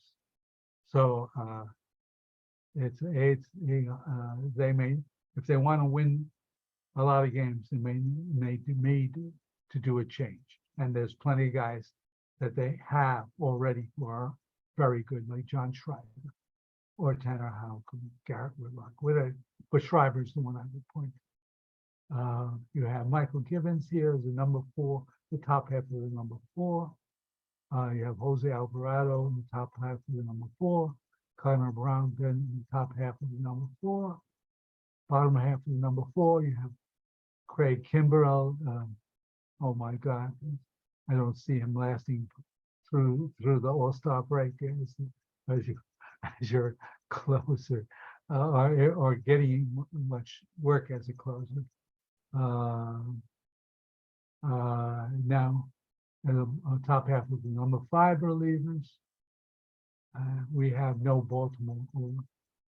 Okay, bottom half, we have Keegan Allen for Baltimore, Gregory Soto for Philadelphia, Matt Strom for Philadelphia.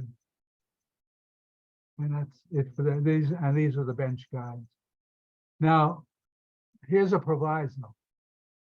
Daniel Bard was fabulous last year, but I'm doing a 3-year study. His 2 years before that were atrocious. So the 3-year is 3-year averaging. I have to put him where, but he's on my NL only fantasy team because last year he was lights out, and in Colorado, I mean, it was just incredible. So yeah, as you know, anybody, you look at the numbers, and there's a lot of different ways to do it. The most reliable is the 3-year averaging, but you can take when a guy does what he did last year, I'll take a chance on him. And okay, so you can see the rest of these guys who round out the guys on the bench that you really don't want in the game for the most part. And that is the end of all the entire study. Do we have some questions? Let me go see if I can find Nick Maton for Detroit. Oh, he was with Philadelphia last year, so I have to go all the way there. Go. I have my dog here. Can you get the help?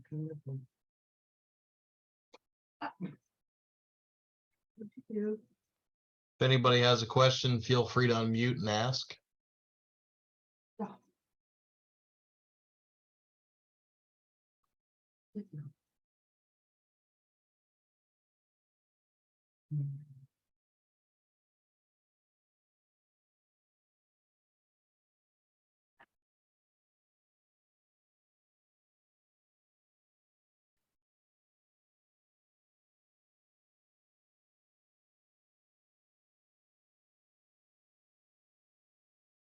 Okay. If you look at, by the way, this is what I want to point out. The RPO for Nick Maton in his limited performance last year was 227 RPO.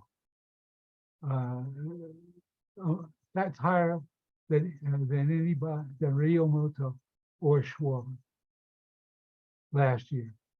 And I like what I saw from him in the minors and so on. If somebody gives him and Detroit's is going to play him regularly at third base. That's where they're intending to do. I think he has a chance to shine. Off of what performances he did, he was also fairly good the previous year, both years up for Philadelphia.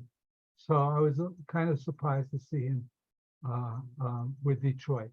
But anyways, uh, I, he's somebody that looks interesting. Not enough data to make any conclusion, but interesting. Yeah, I think the trade, that trade in particular, was good for both teams. The Tigers especially get really a good player with upside, I think, in Nick Maton, who can play every day and hopefully make up some of the ground that Spencer Torkelson has disappointed with. Yes, that's putting it mildly. And so, okay, if it was good for the Philadelphia, then it was worthwhile. What'd you get for him? I don't remember. Say again, Mike? What'd you get? What did Philadelphia get for Baton? And Oh, they traded Matt Vierling and Nick Maton for Gregory Soto, relief pitcher, left-handed relief pitcher. yeah, well, Soto. I think Soto's a wild card, yeah, but the upside there is they need help in the bullpen more than they need it on the bench. Yeah, well, Maton, there only to me only one player in that deal is a major leaguer, and that's Maton. The others, Vierling, as you saw, drops off when he faces a good pitcher awfully, and Soto thus far has not impressed. Let's put it No, that way. he walks too many hitters. He's got a lot of work to do. Yes, I rather see that work being done in the minor leagues, and then you bring the guy up when he's ready. but you're a contending team, can you tolerate somebody who might not only not do good, might blow a few games coming out of the bullpen? Because this is a gamble. It is in a sense, but I was to a few games last year and had to experience all of Jerry's Familia, which I hated. Well, so you join the Met fans with that. Yeah, right? yeah, it was a disaster. So if it's really for me a player who rarely played for the Phillies. There wasn't a spot for him in the lineup, and he was only a bench bat, and that was sparingly when he wasn't injured last year. Or I get Gregory Soto instead of Jerry Familia. I know what I'm taking. Yes, but okay, I think you could have picked up somebody on the free agent market who was Very possible, very possible, without having to give up things. I mean, but anyways, no, I understand your reasoning. It's called desperation. There's nothing like hope, and as Tug McGraw, former reliever, said, you gotta believe. Yes, yeah. Any other questions?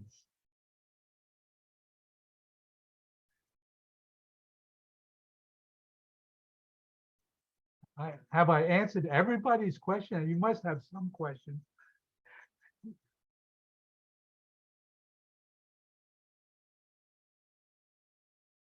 Yeah, since this was only a snapshot of this year, and I know you've done the presentation in the past, but I don't remember it off the top of my head, and I hope you might.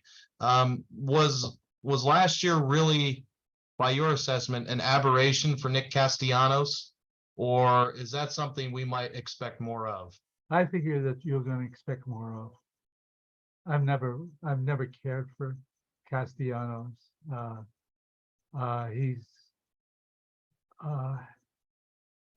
He's not a good player.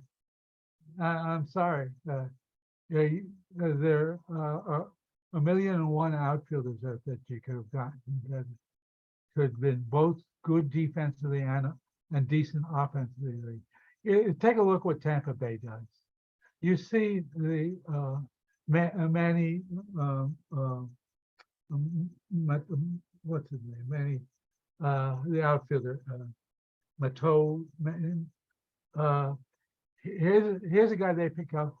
Why? Because he's great defense and he's adequate on offense, and they picked him up for free. He's a free agent. They don't have to trade for him. And a lot of their they make sure that number one thing is that their defense is solid. And you know, over the years, you've seen their outfit with the Kiermaier and all the other. They hunt the ball in the outfield. You have an outfield which is an offensive outfield. I mean, Schwarber is not, he's not the greatest defensive player in the world. Yeah, the as whole the whole goal there is to out hit the deficiencies. Yes, and he's the number, even with his defensive deficiency, you see, I have him rated #1 left fielder in baseball. Even with his defenses, even with him giving away this year a little over 3 runs on defense, but the 24 runs on offense gives him plus 21 overall. So, but your outfield giving away 3 runs in left and giving up almost 8 runs in right, that's not so great. Odubel did well in center field. He helped you out when he played in center field, but you have this is not a good outfield. You have your outfield is going for hitting, and yes, but he didn't hit. Castellanos didn't hit last year. No, not at all.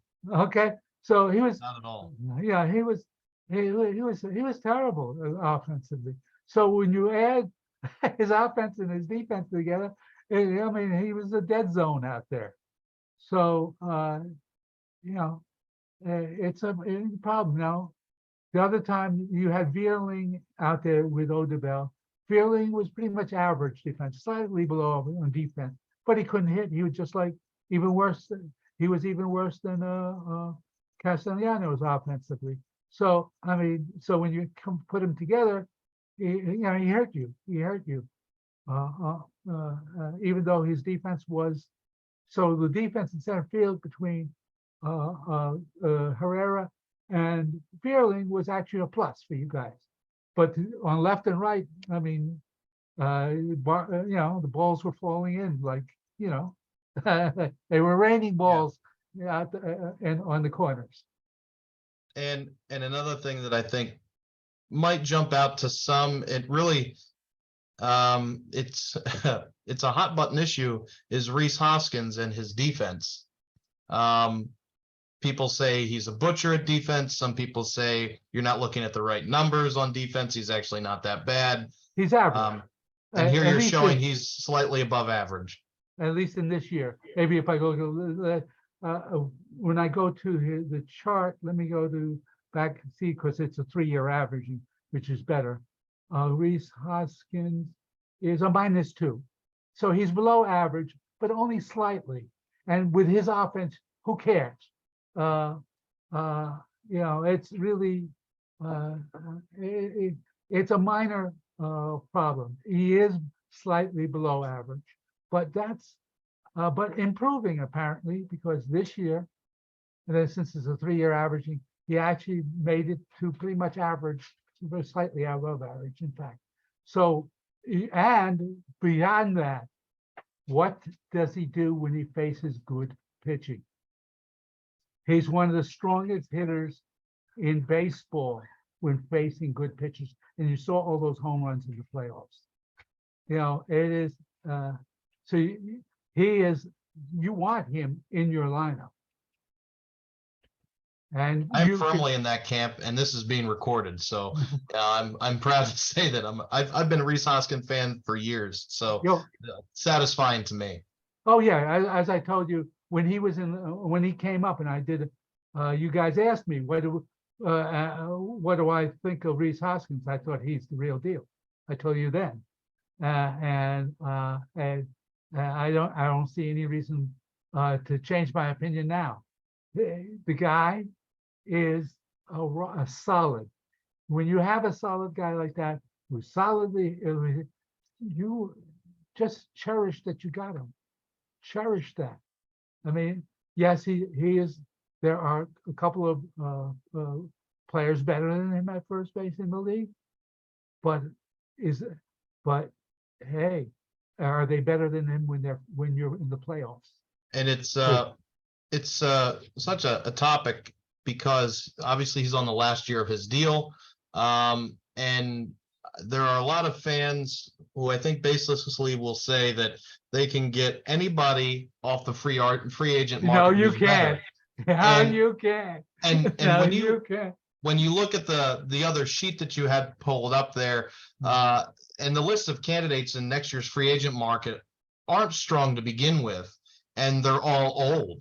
And I'm talking 34, 35 plus on average. Right. And Reese, I just think Reese Hoskins gives you a heck of a lot more options in the lineup and on the field than the rest of those guys. No, you'd be stupid to spend hundreds of millions of dollars on somebody when you already have this guy, and he's under, in terms of others, he's going to face less money. He's underrated, so he's not going to get as big a contract as some of these other guys.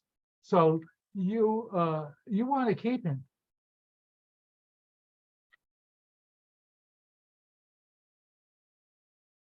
Any other comments or questions? Comments also welcome. You don't have to ask the question. You can make your own comment.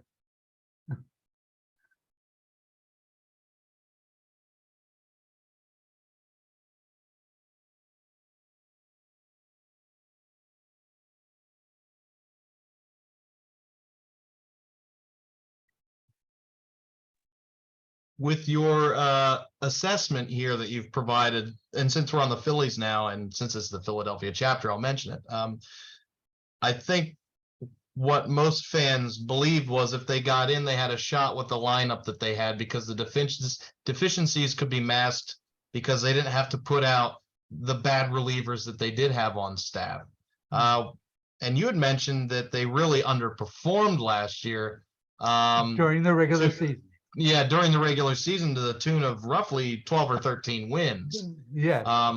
So I guess we shouldn't have been as surprised about the playoff run as it occurred. No, you were there for good cause.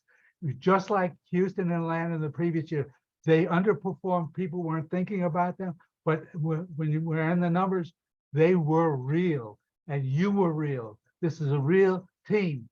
And even though there's a drop off for Trey Turner, by adding Trey Turner to this was a 99 win team last year. Really, you've added Trey Turner, so you should be pretty confident that you are going to be in the fight, unless your bullpen falls apart.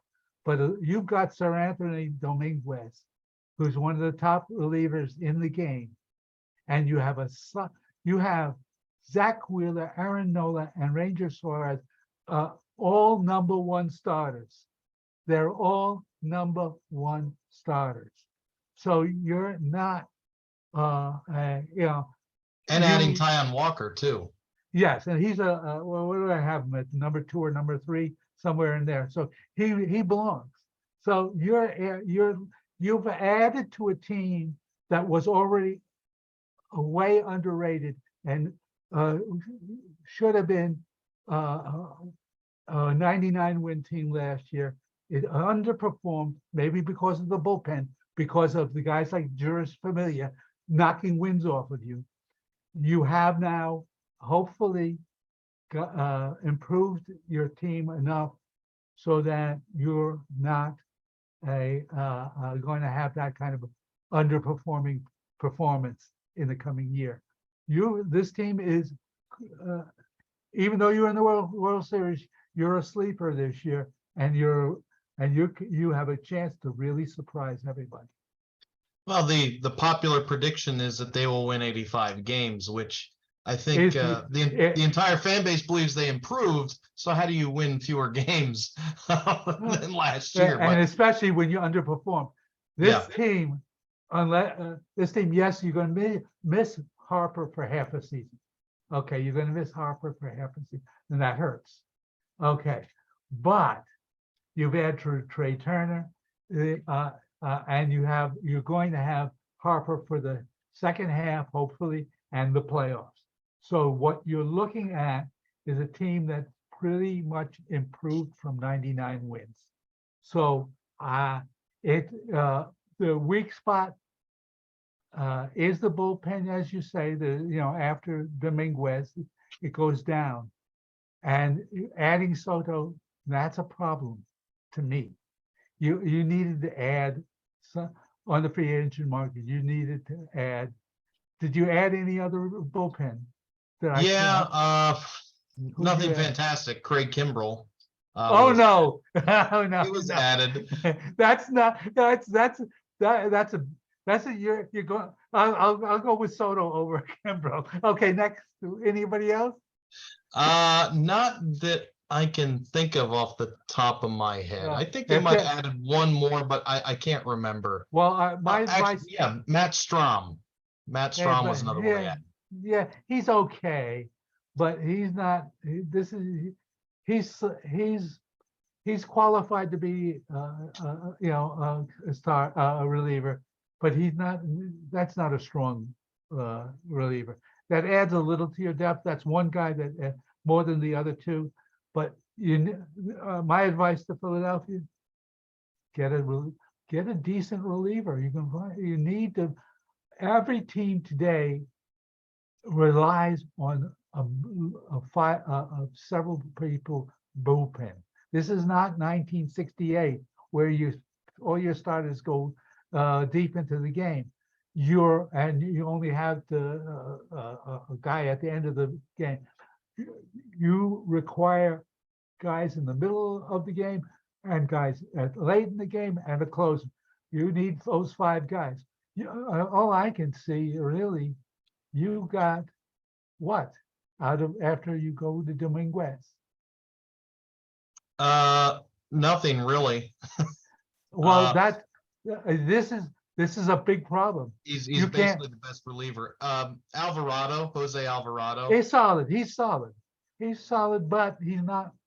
No, he and Strom can make some innings, but that's not what you're looking for.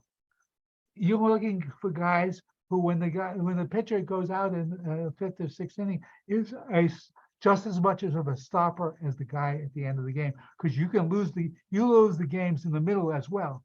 And I bet you the reason why you underperformed so much last year, because you had a lot of guys losing games in the middle, even before you get the Juris Familia.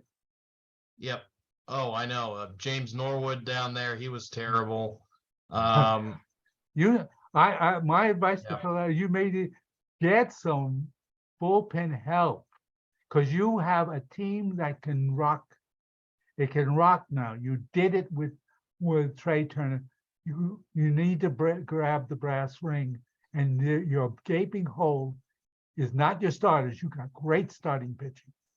Yeah, I think we saw it with during the World Series. It was, they worked the starters enough in most cases, to the point where they're able to get them out of the game at an appropriate time. Okay, feel great. They get them out of the game. Now it's the bullpen. The trouble was the bullpen was fantastic.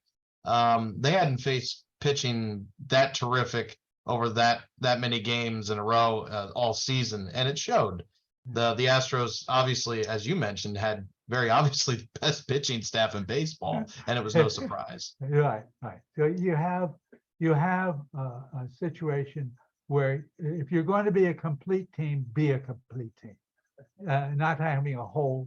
And Philadelphia has a serious hole there. The hole in right field, it needs to be done with, but that's secondary to your bullpen. And I think, although it's not going to affect this year, the Phillies did not put Bryce Harper on the 60-day injured list this year, allowing them to activate him before June. They're very hopeful. So, if it happens in May or June, that's a great thing for the offense, but he's not playing right field this year. So I guess the ideal is you have Bryce Harper play right field and Nick Castellanos, who's really a DH. No, but Bryce Harper is a DH also. Harper's a DH. Hey, neither one. Harper's, if anything, he may be worse than Castellanos out there. So the fact is that, you need a real right fielder. You have, but the biggest problem to me, even though you have a top closer, who's going to get from the starter to the closer on your team. Hopes and prayers. Yes, yes. And you need desperately. I think this is, but you can't be desperate. You can't be viewed as being desperate by the other teams because they'll soak you. But you need to be looking around, and it should have been done last fall, and get and fill out that bullpen.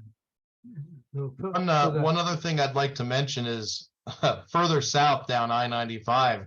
I've never heard anybody say a team that won 55 games overachieved with the Washington Nationals, and now that they don't have Juan Soto in the lineup, that's pretty concerning in Washington. if you decide to go to a game not in Harrisburg. Well, the fact is, we'll have to see what the young players can do. Yeah. Maybe that'll, but based on last year, that's, yes, they overperformed with the 55 wins. That's bad. When you overperform with 55, you know, and you've lost Juan Soto. And you saw the entire bottom of their pitching staff is all your starters down there were just getting rocked game after game. So there's a lot of need, and it starts right from the opening first inning because the guy you have on the mound it's your batting practice pitcher. That's not good.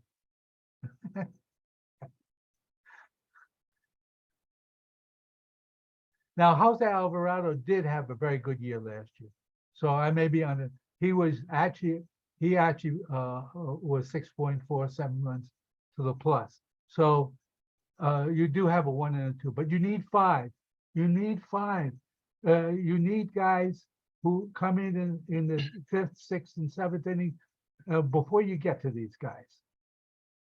Yeah, and Alvarado was a tale of really two halves last season where he couldn't find the plate with a pair of binoculars last year in the beginning of the season and got sent down, and learned a cutter, I think it was, and came up and was really terrific.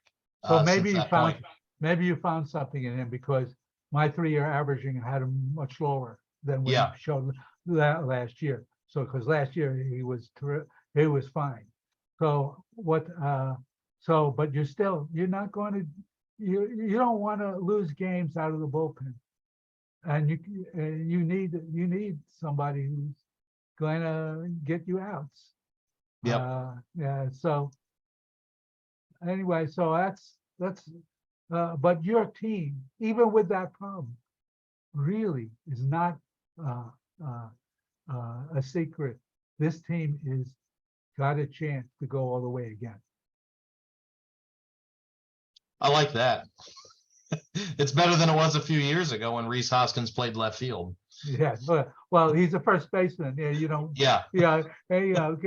like, that's an oopser. But you replaced him with Kyle Schwarber, so the defense didn't get any better.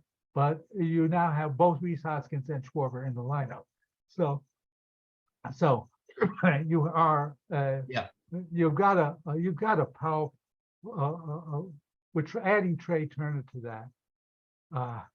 It's a scary lineup. It's a really scary lineup, and the only guy who really was horrible last year, and I'd never been a cheer. I never thought much of him, Castellanos. You should be. You're easy to find somebody in Major League, even at AAA, to come up and do a lot better than that. Outfielders can hit. There are decent hitting outfielders, veteran outfielders in the minors, that can actually do better than that.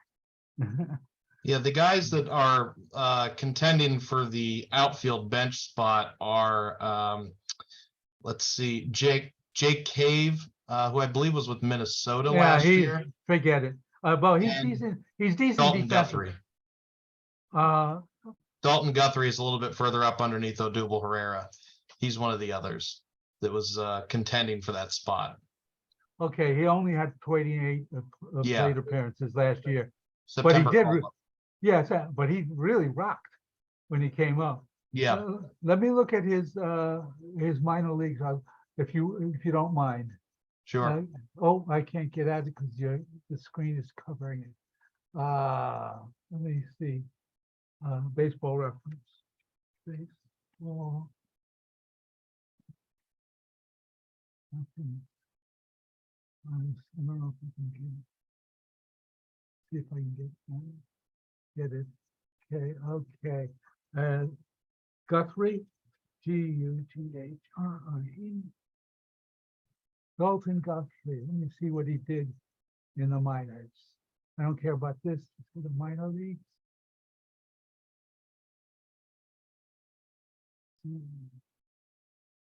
Okay, he was at 23 at Clearwater. He was horrible, but let's see. Now he was okay at 2021 at AA, and AAA was a little bit better than this year at. Oh, he really improved at AAA this year. Wow. 24. He doesn't walk a lot. Well, although he did when he came to the majors, he walked. So he's getting more disciplined at the plate. And that's not bad in terms of strikeouts. If he can play defense, that's my first choice. Because you add together his major league and his AAA at Lehigh Valley, I would definitely lean towards putting him out there instead of Castellanos if he can play at all defense. That's not bad. That's a good number. This is not a hitter's ballpark. I'd have to see. Well, I'm not going to go further, but just on the surface of it, it looks like he'd be my first choice. If he can't make it, then I will look around for somebody else to get Castellanos out of there. So, but no, he's intriguing to me. He is very intriguing. He's not a big power hitter between Lehigh and Philadelphia. He had 11 home runs and 359 at bats. So it would be a 15 to 20 home run guy. But he has speed, 22 stolen bases, 6. So it means he probably has speed in the outfield. That doesn't always turn out, and he's being more disciplined. 6 walks in 28 plate appearances versus 24 and 3/3. That's complete reversal. So he must have somebody got to him and made him a more disciplined hitter. It looks like he's taken a step. I'd have to take a look at him as a player out there. I would be really intrigued. I hope that helps you. He's my choice to fill the bench spot. They're not going to take Castellanos out because of the contract. 5 years, $100 million. So you want to kill the team by leaving a problem out there. Not my choice. I know. I would try to trade. I tried to. Some team would take a portion, even a smaller portion of his contract, and make a deal, even if they gave us marbles back, just to dump a portion of that contract, because I don't see what he's producing for you. Really, I don't see what he's producing. Last year was just terrible. It was terrible last year. Yeah. Well, yeah, and that's in a year where your team, even with his performance, was effectively a 99 win team. So what could your team be if he wasn't there? Think of it. Another 15. That's another 3 wins. That's a 102 win team if you just had an average player play that position. It's something that has been mentioned by a lot of fans, specifically podcasters and such, that after this season, a lot of the negatives were highlighted by the roster this year. This player had an off year, that player had an off year, this player was injured for a while. It wasn't like in 1993 where they had a career year, and that explains why the Phillies won the pennant. Even with all the deficiencies, we noticed they won the pennant. So it's pretty exciting. We're very hopeful. Yeah, well, you should be. Your team is sneaky good. Anybody with anything else?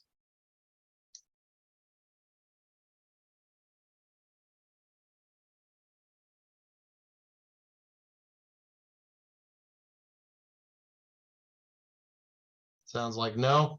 Okay. Anything else from you, Mike? No, I just hope you guys got the information you wanted to get, and that you enjoyed my presentation. That's all I hope. We did. We had a pretty good turnout, roughly 20 people, and that stayed pretty much the case through about an hour and a half. We only started to drop a little bit after that. Okay, So, but most of them, were they there through most of the news study? Yep. Good. Yeah. Once the news study was over, they started to go away, right? Well, thank you, Mike. Okay, thank you for inviting Of course. me. Okay. Good. See you. And I will turn